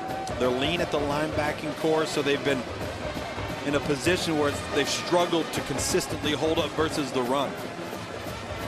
They try to overcompensate by that, talking to their staff. They said we blitz about half the time. We do whatever we have to do to try to get some pressure. They'll need some here on 3rd down and 9. Tucking it and running for his life is Spencer Keith, but there's Lozanecki again. Number 50, ball hawking on the last 2 plays. And number 34, Trayon Durham, you see him to the right on your screen there. He flares out, and that's where Spencer Keith's got to know where his outlet receiver is. He never gets to the sideline to dump that thing off. Instead, takes it upon himself. And, of course, now we have a 4th and 9. And it should be good field position for the Chippewas. Reinhardt, very talented punter. 2-time first-team All-MAC selection. Gets off a good one here right toward the boundary. Fielded at the 40. And wrapped up at the 45-yard line is Myler. Well, everybody's talking about one SEC game. Don't forget tomorrow night, the South Carolina Gamecocks look to stay in first place in the SEC's Eastern Division when they visit the 7th-ranked Arkansas Razorbacks. College football primetime presented by Hampton Hotels on ESPN and ESPN3 tomorrow night at 7:15 Eastern. And also streaming live on WatchESPN.com. It's kind of interesting on that game, Tom. A lot of people now are talking about Georgia coming off that big win over Florida as if Georgia is the team to beat in the East. You can't forget South Carolina. They own the tiebreaker. They already beat Georgia. They do, but Georgia doesn't play Arkansas, LSU, or Alabama. Right. South Carolina's got Arkansas obviously tomorrow and still has Florida on the slate. On 1st down, in the flats to Blackburn, who's been a busy participant tonight. 5 yards there for David Blackburn, talented tight end. The interesting thing about that Eastern Division, whoever does win it, it's going to be a heavy underdog in Atlanta for that SEC championship game. But at the beginning of the year, the goal for every team in each division is to win your division and play for the conference championship. And with Mark Richt being under fire in the preseason coming into the year, starting off 0-2, the job he's done, it'll be interesting to see who finishes out in the East. He's done a great job turning it around. 2nd down and 5. Garland burrows ahead for a couple of tough yards. And it'll set up a 3rd down and short. They'll need the 45. The one thing I've noticed out of both of these freshman running backs, Anthony Garland for Central Michigan and Trayon Durham, is they secure the football in line. You don't see him walking around and running around with that thing hanging loose. It's tight and snug to the rib cage. They're cupping the point of it. Very, very astute when it comes to ball security for 2 young backs. Central Michigan has been good on 3rd down tonight, just under 50%, 4 of 9. This is 3rd and 3. And perfectly executed play. Caught by Courtney Williams. 5 yards for Williams and another 1st down. Again, just another take what they give me. 5-yard speed cut out by number 25. Courtney Williams does a good job flattening the route, not drifting upfield, allowing the defender, number 3, Leon Green, to undercut it and potentially turn the ball over. And moving the chains, getting out of bounds. A fresh set of downs for that man right there, Dan Enos, the head coach in his 2nd year at Central Michigan. I'll tell you, that's 6 catches for Williams. Titus Davis has played a great game. 2 freshmen. They've got some pretty good years of wide receiving play to look forward to. This ball is off the mark. Initially, I thought they were going up the seam on that one. Instead, going down the sideline, but it falls incomplete. Well, they had Courtney Williams down the seam, and this time 84 Titus Davis to the corner route, and he just missed the throw high. And you mentioned the youth, some of the guys that are emerging for Central Michigan. Keep in mind, Dan Enos is only in his second year. He takes over for a program that had tremendous success under Brian Kelly and Butch Jones, and then you don't have a quarterback that you inherit. Right. You're grooming a new guy. You're only in your second year of a recruiting class. This is a lot of youthful talent on this Central Michigan roster. Second down and 10. And a little screen pass, and that was dangerous. There were a lot of navy blue jerseys right in the area on that play. 2-yard gain. Aerial coverage provided by Goodyear. Everything Goodyear has learned, making tires that go the distance, inspires what they roll into yours. Goodyear, more driven.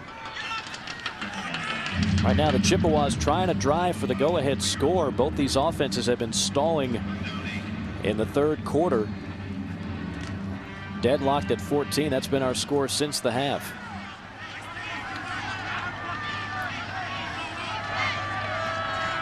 Ratcliffe will operate out of the gun. Pressure coming from the backside, and he is sacked. A number of blue jerseys, including 41, Zach Hitchens, the linebacker. Kent State brings the kitchen sink. Stop up gaps, open up a free rusher for Hitchens, number 41. And again, when you don't have a dynamic player at the quarterback position with their legs that can create and improvise and keep the play alive for a second passing chance, to some degree you're a sitting duck back there, and unable to get the football off was Ryan Radcliffe.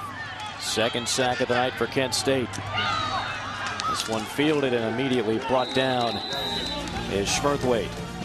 3:33 remaining, third quarter. We're still tied at 14.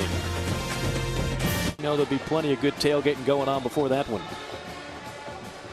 A lot of big play weapons in those two games. Oklahoma seems to be getting back on track, as is Texas A&M. Texas A&M just has to prove they can hold on to a lead. Man, it's been amazing.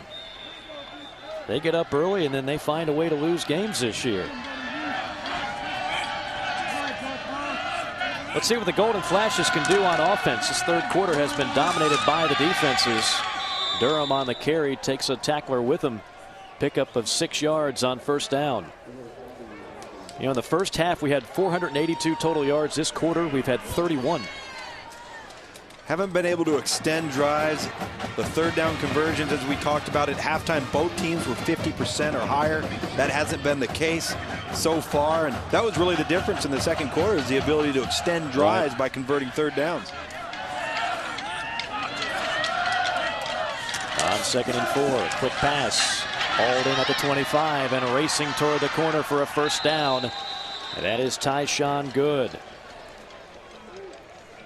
12 more yards for Good, who had a 36-yarder earlier in the game. Yeah, just real quick, a little wide receiver hitch out there. One-step route, one-step drop, get the ball out of your hands, and then let your skilled people do what they do best in space, and that's make people miss. Tyshawn Good having a nice night offensively on the receiving end of that Spencer Keith pass, and Daryl Hazel, the first-year head coach for Kent State's got to like what he sees so far in this drive.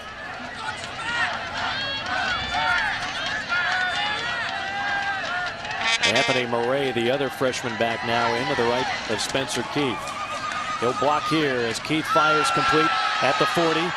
And some nifty footwork there, still on his feet, and finally shoved out of bounds at the 47 is Tyshawn Good. 14 yards, many of them earned after the catch by Good. Good does a great job here, and the true freshman linebacker, Cody Lopez, 51. He's in position to make the tackle. You just got to make the tackle. You've got to deliver the blow, form up, wrap up, and that would not have been a conversion for a first down. Instead, the chains move, and a fresh set of downs for Kent State. Third catch for Good, the junior from Syracuse. On first down, plowing ahead and backing his way into some more yardage. A 6-yard gain by Durham. No, he is a nifty, should I say, 260 pounds. Yeah. Very light on his feet, has a nice forward lean and pad level to his running style. He's got a bright career in this conference, just a true freshman, and they're starting to rely on him heavily in the run game. When I first saw those dimensions, I said, well, that has to be a misprint, some kind of typo, but he is every bit of 260. And a penalty flag. False start, offense, 66. 5-yard penalty, second down. That's on the left tackle, Brian Winters. Again, Kent State came into this game the most penalized team in the MAC. Overall, they've played a pretty clean game tonight. And both teams have, really. Darrell Hazel, who had coached in the state of Ohio for quite some time, multiple stops, including the last 7 years at Ohio State. And he knows the challenge. We talked to him about it during the week. We want to get back to that bowl game. We want that streak of nearly 40 years to finally be snapped. Keith, running for his life, has some room and wisely steps out of bounds right near the marker. Give him 8 yards. And again, a good decision by Spencer Keith. Central Michigan, just a delayed blitz from Cody Lopez in his middle linebacker position, and he turns and runs to chase it, but a gain of 8, 3rd and 1, and hurry up to the line of scrimmage now for Kent State. Will they go quarterback sneak again? Yes, they will. Plunging ahead is Keith, and I do believe he has it. Well executed that time by Kent State, getting their guys lined up, knowing what they wanted to get, hopefully catching Central Michigan not quite lined up. And they ran behind Josh Klein, number 61. He is the 4th player to start at left guard this season. He moved from right tackle. They said, you know, we have to get somebody on that left side to help secure it. 4 different left guards this year for the Kent State offensive line, and that'll put an end to a scoreless 3rd quarter. Each team just kind of feeling each other out. Kent State on the move. We'll see if they can cash in when we return. We're tied at 14. Welcome back to ESPN's College Football, presented by Russell Athletic. This will be the 7th play of this drive for Kent State, a tie game, 14-all. 4th quarter action underway now here at Dick Stadium. On first down, it's Durham grinding it out for about 3. Armand Staten on the tackle. Nobody able to put points on the board in the 3rd quarter. We had a lot of big plays in the first half, and then all of a sudden the defense is taking over in the 3rd, and now a great opportunity for this Kent State offense. Well, and Kent State sticking to the game plan here. Balance, run the football, particularly on first down. Let the game play out, keep chugging along. On second down, complete near the 30, and out of bounds past the marker. Justin Thompson again. They love hitting that tight end. 10 more yards. Tom, at what point, if you're Central Michigan defensively, you start jumping these routes a little bit? Well, you're going to have to at some point, and then I think that's what Brian Rock, the offensive coordinator at Kent State's, waiting on. Then it gives you a chance to go up top a little bit. Spencer Keith, 12 of 24, 221 yards and 2 touchdowns on the night. This will be the 2nd week in a row. He's really done a good job of taking care of the football so far. Most of these passes not traveling more than 5 yards. Might be going for the home run ball here. He's got a man. Touchdown! Chris Gilbert right on cue. They set him up with the short stuff. Finally go deep. And it's good for 6 points. 25 yards through the air. A touchdown pass for Spencer Keith. Kind of the rope-a-dope, right, Tom? You lull them to sleep and then bam. Get them up close to the line of scrimmage, and then you come off with a play pass. And very well executed by Spencer Keith. As we just mentioned, he is doing a good job protecting the football, making wise decisions, and putting his team in position to win. Best drive of the night for the Golden Flashes. 9 plays, 80 yards. And the extra point makes it 21-14. They've been setting it up. Short, short. Finally, Keith says, let's go long. Right on target.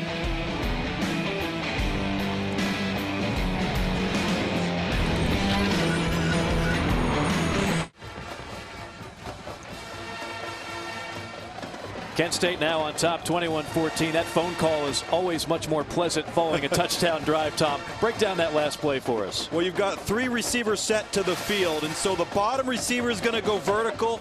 Number 2 is going to go to the seam, and then the safety, a die here. He reads play pass.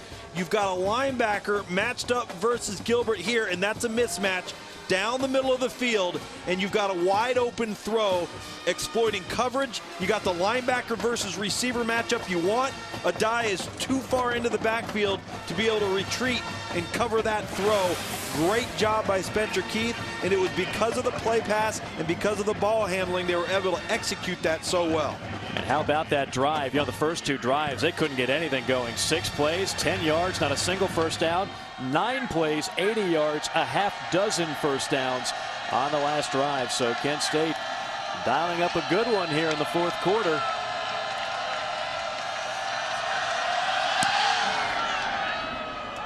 Chippewas back to receive. It's Harris. He's got a convoy on the right side. Past the 40 and knocked out of bounds near the 44-yard line. Kevin Connors keeping an eye on Southern Cal, Colorado. What you got, Kevin? Yeah, and Mike, Matt Barkley is putting on a show. This his 4th touchdown pass of the first half. 25 yards to Marquise Lee. He's got 192 yards passing. 28-7 SC on top on ESPN, Mike. Boy, Matt Barkley, Marquise Lee, Xavier Grimble, former Under Armour All-Americans for us here at ESPN, putting on a show for the Trojans. Great field position for Central Michigan. Garland is the back. The pass is swung out and incomplete. Incomplete pass immediately called by the linesman Sidney Salter with a big-time stick on Titus Davis. The freshmen have played very large overall tonight for Central Michigan, and they are an extremely young team. Well, they are a young team, and these 3 have been the playmakers. They've been the offensive skill that Dan Enos, the head coach at Central Michigan, is turned to. Big days, a touchdown for Davis, a touchdown for Courtney Williams. Pretty heavy dose in the run game for Anthony Garland. Ratcliffe now 17 of 28. He's got 2 touchdown passes. Looking for a 3rd on this drive. Tight end wide open over the middle and upended at the 41. That's a first down for Southworth. David Blackburn is their main tight end, but Southworth has caught a couple of balls tonight. That one goes for 14. Caleb Southworth's going to be on the left side of your screen. He comes underneath on the delayed crossing route. They get mixed up in coverage, which leaves him open across the middle of the field. Radcliffe does a nice job just throwing a catchable ball. Throw it where your guy can get it. Just a freshman, 6'5", 208 pounds. He's going to blossom into a very impressive H-back. Yeah, they've actually had to convert some guys to tight end. Coach Eno's telling us they only had 1 tight end when he got here. On first down, big hole up the middle. Lowering the shoulder and staggering forward before being stacked up is Anthony Garland. A gain of about 9 yards. Boy, when he gets ahead of steam, he's hard to bring down. And again, I reference the protection of the football in a crowd. 2 things with freshman running backs that can kill you. Number 1, put the ball on the ground because you don't protect it, and not understanding pass protections. Look at him care for the football in a crowd, host of blue jerseys around him, so big and strong, always falling forward. And I go back to what I said in the first half. This is going to be a battle of attrition up front for both of these teams tonight. 2nd on the yard. Let's see if they give it back to the big man. He's got 74 yards on the night, and he'll have, it depends on the forward progress. I think they'll give him just shy of the 30. That would be a first down. Mala'ulu in on another tackle, but I believe where they marked it, Garland will have enough for the first. Mala'ulu is fun to watch, isn't he? Well, he's like a tornado out there. I mean, he's just destruction everywhere he goes. He's around the football, aggressive. He's a hard hitter. He actually didn't crack the starting lineup till week 2. And since he got in there, they can't keep him out. We'll pump and go toward the sideline, picked off. Picked off by Sidney Salter, who had a big hit earlier on the drive, and makes a nice play on this pass. Well, that's the third interception in 4 games now that have been thrown by Ryan Radcliffe. If you go back to the beginning of the game, we talked about how the only 2 he'd thrown in the previous 3 were on the last play of regulation, so not bad decisions. That was a bad decision with the football late down the sideline, as you see Darrell Hazel addressing his football team after a turnover. Play, unsportsmanlike conduct on the defense, number 21. After this to the goal, first down. So, of course, that is a post-possession foul. They still get the football. Sidney Salter, remember, he made the tackle on the bubble screen, was celebrating, and Darrell Hazel was all over him. This time he comes off the hash, does a great job keying the quarterback, getting in position, staying deep as the deepest, and then making a play. But now what? Go to the sideline. Yeah. Even if you're going to fall down while you're celebrating, get to the sideline. And Darrell Hazel, the head coach at Kent State, giving him an earful. Certainly don't need that. That backs him up to the 5. Good, tough, hard-nosed running up the middle by Durham. And a die on another tackle. 8 yards on first down. Now we're going to see just how much Brian Rock, the offensive coordinator at Kent State, starts to lean on this offensive line and the freshman running back Trayon Durham to get him out of this game, to close it and to finish it.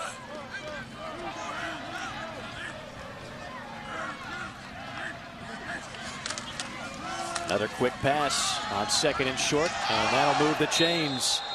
Matt Hurdle, a die with a big lick, and Hurdle might take a while to get up. 10 yards on the gain. Jaleel Adai with a big lick, but this was a good decision by quarterback Spencer Keith. Throws the ball out there on just a little quick hitch to the Matthew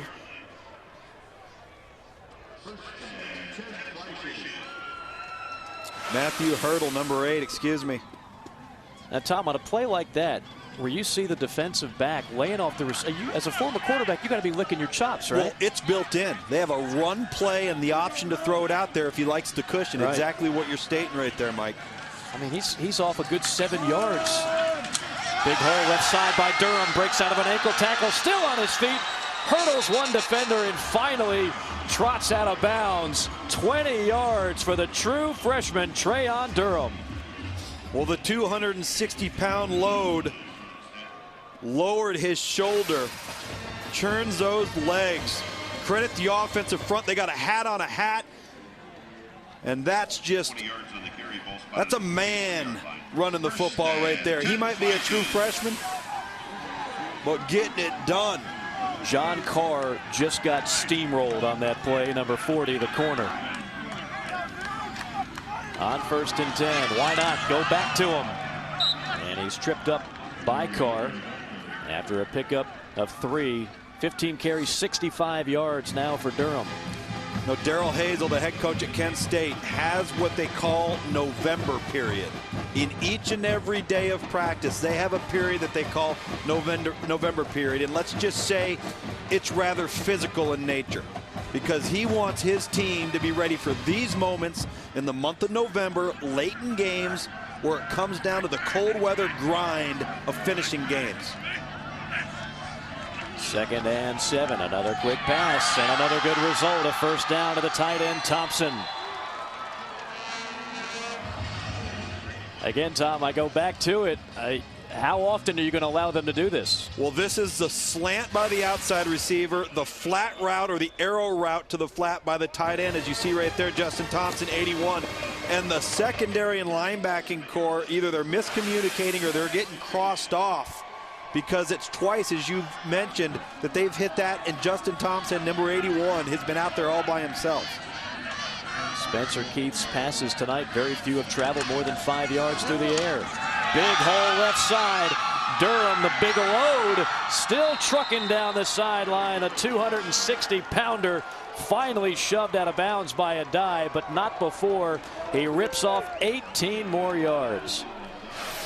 Now he's finally going to the sideline for a bit of a blow. Again, the offensive line starting to really take over at the point of attack. Trayon Durham, nimble on his feet, elusive enough to make the first defender miss, use that stiff arm, tightrope the sideline, and he's been the bell cow of this series. And again, keep in mind, this drive is coming off of a Central Michigan interception, their second of the night. He gets a breather. Terry, the senior, comes into the game, dots the I and gets the ball here. Probes the left side and guts it for about 3. It'll be 2nd down and 7. And the way the offenses have been stymied here in the second half, you just wonder, Tom, if a 2-possession lead is almost too much for Central Michigan. They could really use a stop here. Especially with the limited amount of big plays we've seen outside of a few snaps in the second quarter. And you're right. Could they be able to get back into it? And Kent State taking their time with the play clock right now, choosing their spots in the passing game wisely, hoping Central Michigan continues to crowd the line of scrimmage and stop the run game. Durham is back in the game. They fake it to him. 2nd down. Looking near the 5, a diving grab, but he's out of bounds. Chris Gilbert with a sensational effort, just couldn't get a foot in bounds. We're going to have to take a look at this one as Chris Gilbert, number 6, comes back to the football along the sideline as Spencer Keith throws this low and to the outside. Ooh. I think if nothing else, it's going to get reviewed possibly here. I think what's going to do him in, even despite possibly getting a knee in bounds, if that ball touches the turf at any point. And let's look at his elbows here. His elbows, does his knee touch in bounds? Yes.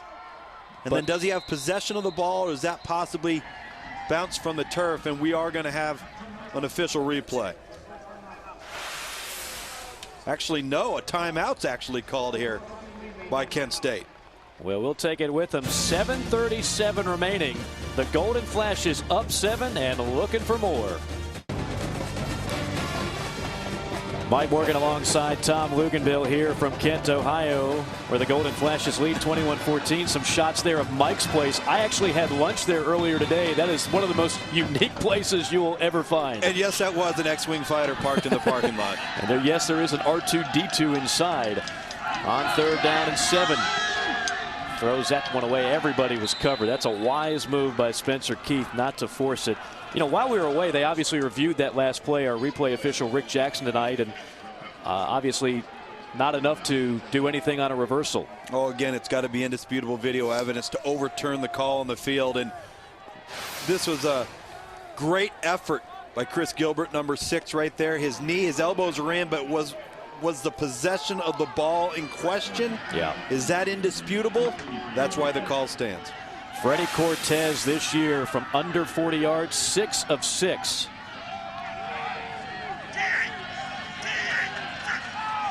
This one from 34. And it is good. It just sneaks inside the right upright. Yeah, I don't blame you, young man. That was close. 2-possession lead for the Golden Flashes. Kent State leading this one 24-14 in the 4th quarter as we take a look at some great teamwork brought to you by Russell Athletic. Some great blocking on this drive, Tom. Yeah, this offensive front's really starting to gel. Got a hat on a hat. Sticking on guys, creating seams and creases in line for the big back, Trayon Durham, the true freshman, to work through.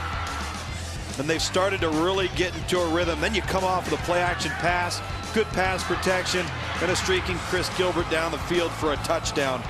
This offensive unit for Kent State that earlier in the year, as you mentioned, did not start out well. They're 120 out of 120 teams in FBS.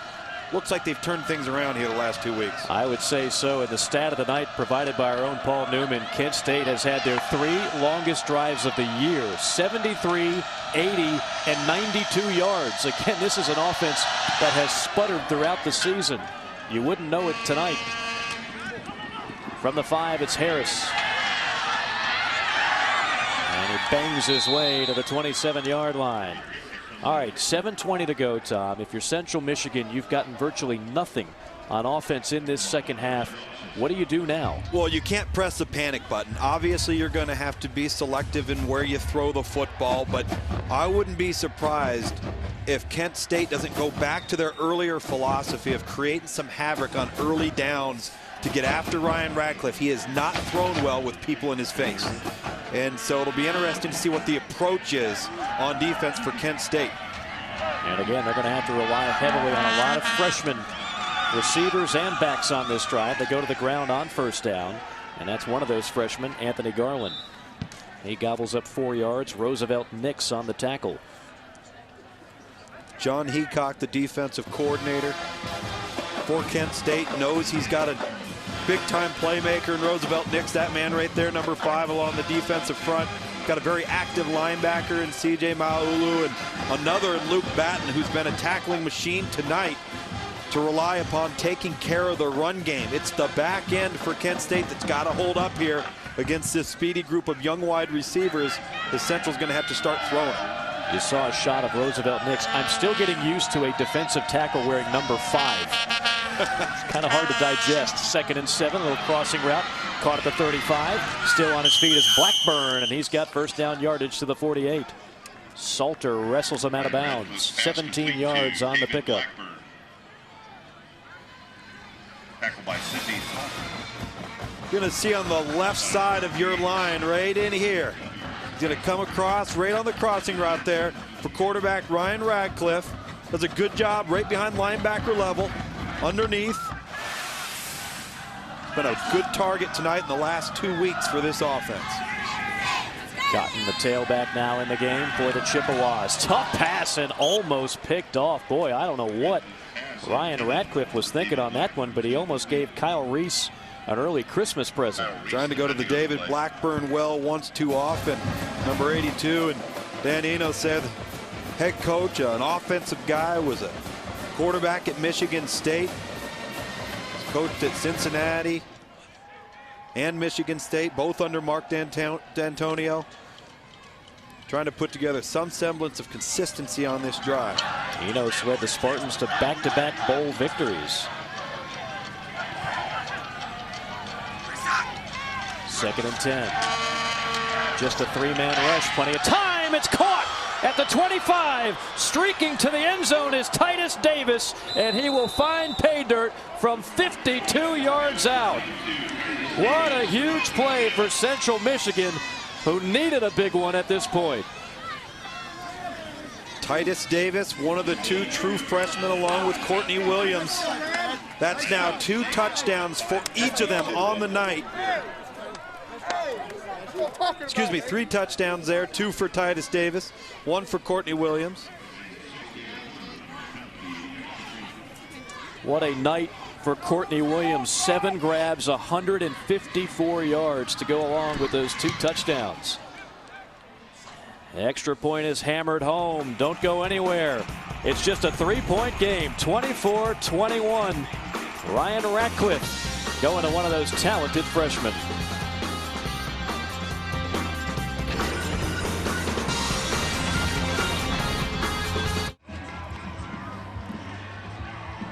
.552 to go. Kent State now leading at 24-21 after another Ryan Radcliffe to Titus Davis hookup. And it's a perfect call versus the ideal coverage. You're going to have the tight end release here, and he's going to come inside.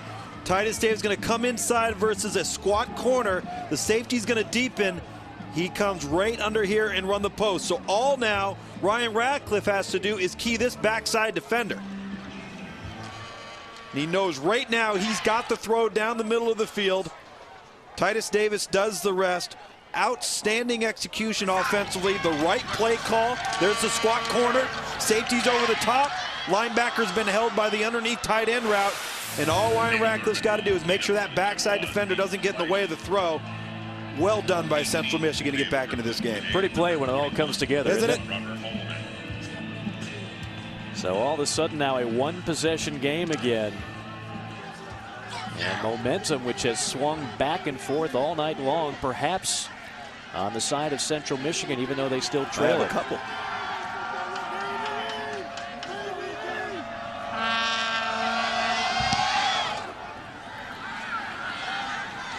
And the kick bounces out of bounds. Boy, oh boy. If you want to kill momentum, that's a good way to do it. Kick out of bounds on the kicking team.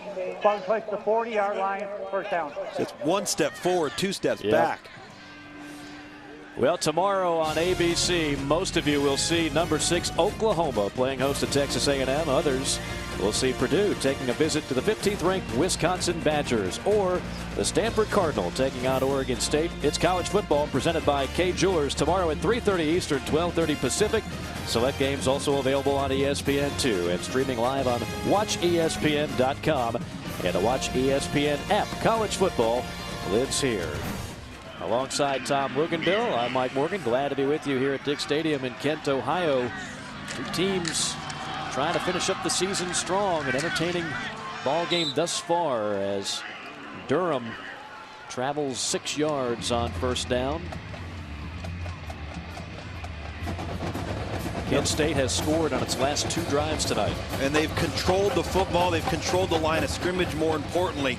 Now the old adage is don't play not to lose comes into play for Darrell Hazel's ball club. They've got to stick to what they're doing, come off with the short controlled passing game when they think they've got some space, playing off of the run game.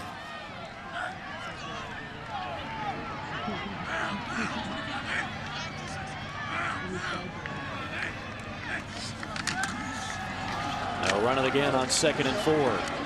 And nothing doing this time. Shamari Benton leads the way. Stuffs him right at the line of scrimmage. He's fired up. Junior out of Detroit, Michigan. The middle linebacker.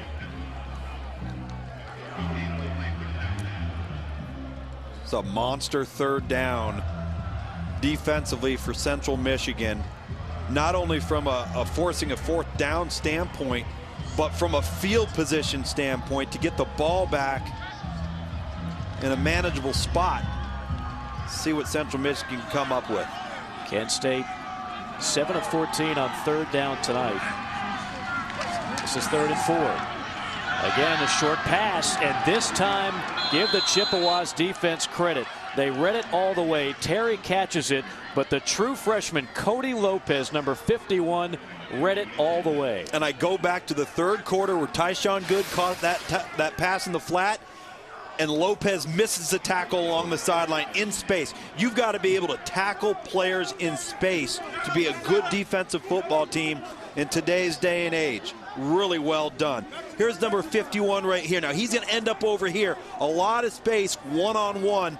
If that play is not made by the true freshman at 218 pounds, this ends up being another conversion. The clock continues to roll, and Kent State maintains possession of the ball. Huge play forces Reinhardt onto the field to punt it. Myler back to receive. And he's immediately hit out of bounds inside the 20. And now Central Michigan right back in it, down just 3 points. Plenty of time on the clock. Radcliffe fires, and a little bit high for Courtney Williams. Well, what's at stake in this game? We talked about it earlier. Are these teams at the top of the divisions? No, but Kent State still believes they've got a chance, kind of an outside chance to win the division. Central Michigan, they're seeking their 20th win in the last 23 tries against the Eastern Division. They want to keep that streak alive, and both teams, Tom, want to finish the year up strong. And for Kent State, this is all part of that buying in process, generating confidence, a belief system in the new regime under Coach Darrell Hazel. On 2nd and 10, here comes the blitz. Oh, he does a great job, tosses it to Cotton, and Cotton plows ahead for about 3. Pretty nifty play by Ryan Radcliffe. Well, Ryan Radcliffe, as we mentioned, not the most mobile of quarterbacks in terms of getting out of trouble and buying time, but has the wherewithal to know where his outlet receiver is, Paris Cotton, who's been dinged up. We haven't seen or heard from him a lot tonight, but he's the most explosive of the running backs on this roster. Don't forget, after us, we'll send you to Sports Center, all the highlights and news from the world of sports today, and looking forward to a great weekend of college and pro football. You see the 3rd down numbers for the Chippewas. Going down the sideline and well short. And then a late penalty flag. I wasn't sure if they were going to call it because you almost wondered if this ball was catchable. but there definitely was some contact. Well, there was contact, and what they're going to get him Pass for interference, defense, 30, 15-yard penalty, automatic first down. is what officials and coaches refer to as the arm bar, where you're stiff and arm and low. You see the arm bar, he's got him using it. That's where he gets him on the inside arm of number 3, Leon Green. As he's matched up down the sideline, Yeah. You impede the receiver's ability to extend for the football. You're running the risk of getting the flag. Right. And, you know, you really didn't need to do that if you're Leon Green. I don't think that ball's going to be caught. Trying to get away with one, he couldn't. That's a big play to keep the drive going. Another blitz. Pass is caught, but only a gain of a couple for Blackburn, maybe 3. Met immediately by Leon Green. Well, Blackburn's been a busy target tonight. He hasn't on first down. It's the 4th catch now for Blackburn tonight, but on first down, starting to see that pressure that I mentioned on the last series from Kent State on defense, really coming after Central Michigan, and quarterback Ryan Ratcliffe trying to test his mettle, see how he handles pressure late in the game to get his team back into this thing. Again, time not a huge issue. They have all 3 of their timeouts, but they need to get some positive yardage here, and they won't on this play. A sack by 47, Mark Fackler. He got in there. A couple of other blue jerseys got in there. Fackler, a sophomore from Kenton, Ohio. Well, they really called the dogs now. You've got 47 on the edge for Kent State. Mark Fackler, just a sophomore, the defensive end, applying the pressure, but so much pressure up the middle too, and you start getting some confusion up front on who's responsible for who, and the pocket collapses. And that was almost disastrous for Central Michigan. I don't know how Ratcliffe held onto that football. Somehow he did. Fackler, the first time we've called his name tonight, and it might turn out to be the biggest play of the night. You look at the Eastern Division of the MAC Conference, and again, the 2 divisions will meet in the championship game in Detroit. Right now, Kent State at 1-3, 2-6 overall. Again, nobody's really separating. There's a log jam at the top, so by all means, they're still in the thick of it. Anything can happen here in the final few weeks. Anything can happen in this league. The teams are so evenly matched up. It's a quarterback-driven league. They're all recruiting from the same pool. That margin of error in the evaluation process of getting that guy that's just an eyelash better than somebody else can make a huge difference in this conference, especially at quarterback. 3rd down and 14. You would think it'd be 4-down territory. Ratcliffe in the pocket, fires, caught, first down. Big time play, another big grab for Titus Davis, who's been unguardable tonight. The freshman with another catch, 20 yards on that one. Well, you're going to see Titus Davis, number 84, already has 2 touchdowns on the season, doing a great job getting the necessary yard to gain, and Ryan Ratcliffe connected. 8 catches for Davis. Throw in the flats, caught by Davis again, make it 9 grabs. 5 yards on first down. Again, Central Michigan still has 2 timeouts left.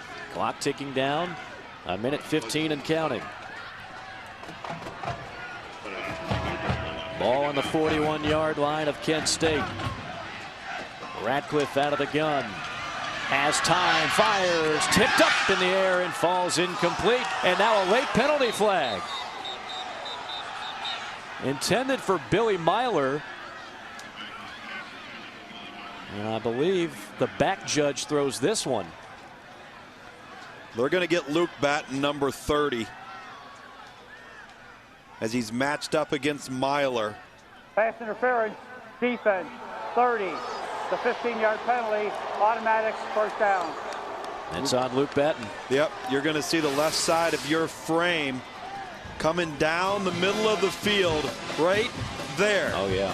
And he trips him up. And that's a good call by the back judge. Not only does it give Central Michigan yardage, it stops the clock, gets them a chance to regroup. First down and 10 from the 30. They try to run to no avail. Cotton stopped for no gain. You know, on that last play, Mike, Kent State wasn't lined up. They were having trouble communicating from the sideline. Central Michigan snapped the ball. Clock's winding down now. They better get lined up here in a three-man front. Another blitz on second down. It's the tight end again, Blackburn. And he gets out of bounds. Now it'll be third down and about 8. I know it sounds like 20/20 hindsight. I have to question that run on first down. You're throwing the ball so well. The clock now is an issue. Yeah, well, 2 timeouts left, and if you remember the previous 2 plays, Kent State was really coming after Central Michigan. I think they might have thought they could catch him charging upfield and get a big one on him on the ground. You saw David Harmon. He's a good one. He's got a long this year of 45 yards, so they're within range. Third down. Here comes another blitz. Throw over the middle, and it's caught again. You guessed it. Number 84, Titus Davis. He's been a one-man wrecking machine tonight. Titus Davis. Clock stops at 29 seconds as they move the chains. Titus Davis, 84. He's not playing like a freshman. They go 3 wide. Ratcliffe, a draw play. And plowing ahead is Paris Cotton to about the 12. Give them 4 yards and a timeout called. So the Chippewas will have 1 timeout remaining, 13 seconds. So let's talk about this, Tom. With 13 seconds, even if you throw an incomplete pass, the clock's going to stop, but you got to throw to the end zone, right? You've got to throw to the end zone, but in my estimation and in talking to Dan Enos this week, the head coach at Central Michigan, this is going to come down to how much you trust your quarterback. Right. Do you feel comfortable enough about him going to the end zone, worrying about throwing it up for grabs? Yep. Or do you know, or do you sit there and run it to the middle of the field, fall down, call timeout, get yourself set up, your personnel corrected, kick the field goal to get into overtime? It's all a matter of trust. The old philosophy has been by many that the road team, if you're the road team, you go for the win here. I don't know how much of that is going through the mind of Dan Enos right now, but that's conventional wisdom. I think if you're Dan Enos in the season that they've had to this point, you do what extends the game to give you more opportunities to win. There you go. There you go. Well, they're certainly well within the range of David Harmon, who is the reigning special teams player of the week in the MAC's Western Division. Now, they've only got a 1-receiver formation, so it looks like they're going to play it conservatively here. Maybe not. Looking end zone and incomplete. Boy, he had an open target. Woo. Roosevelt Nix was supplying the pressure on this pass. Well, the tight end down the seam right here, Blackburn, 82, and the receiver on top of him, actually the other H-back, Caleb Southworth, 47. And that made a lot of coaches on the Central Michigan sideline awfully nervous. Oh, yes. Well, now on 3rd and 6.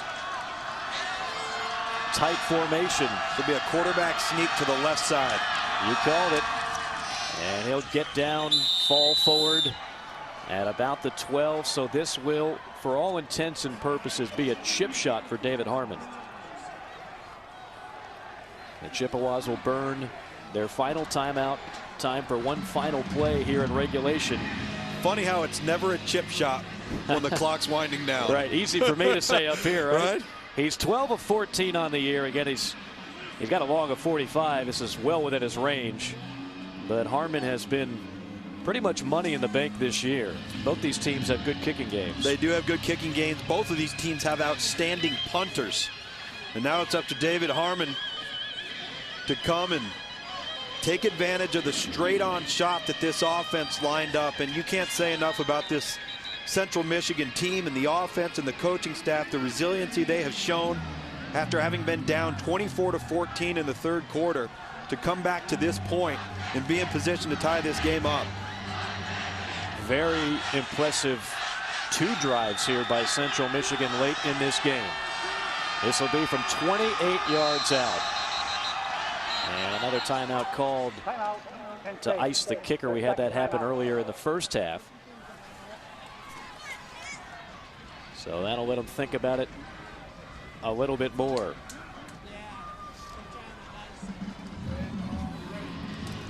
24-21 our score in a game that is that's really had a little bit of everything. Certainly a number of lead changes, Tom, and I mean, who would have thought that the way this game was going, the third quarter, nobody could score any points. The fourth quarter, everybody's scoring points, including Central Michigan, down 10 points. It looked maybe insurmountable. What a comeback. It's been a great comeback. It seems it's colder that it's gotten the better the two teams have played. You know, it hasn't been sloppy. We haven't had a multitude of turnovers. Teams have executed well in very cold conditions, and both teams have ran the football well, and that's why it's been a back-and-forth tight game. And here we sit with an opportunity to go into overtime if you're Central Michigan.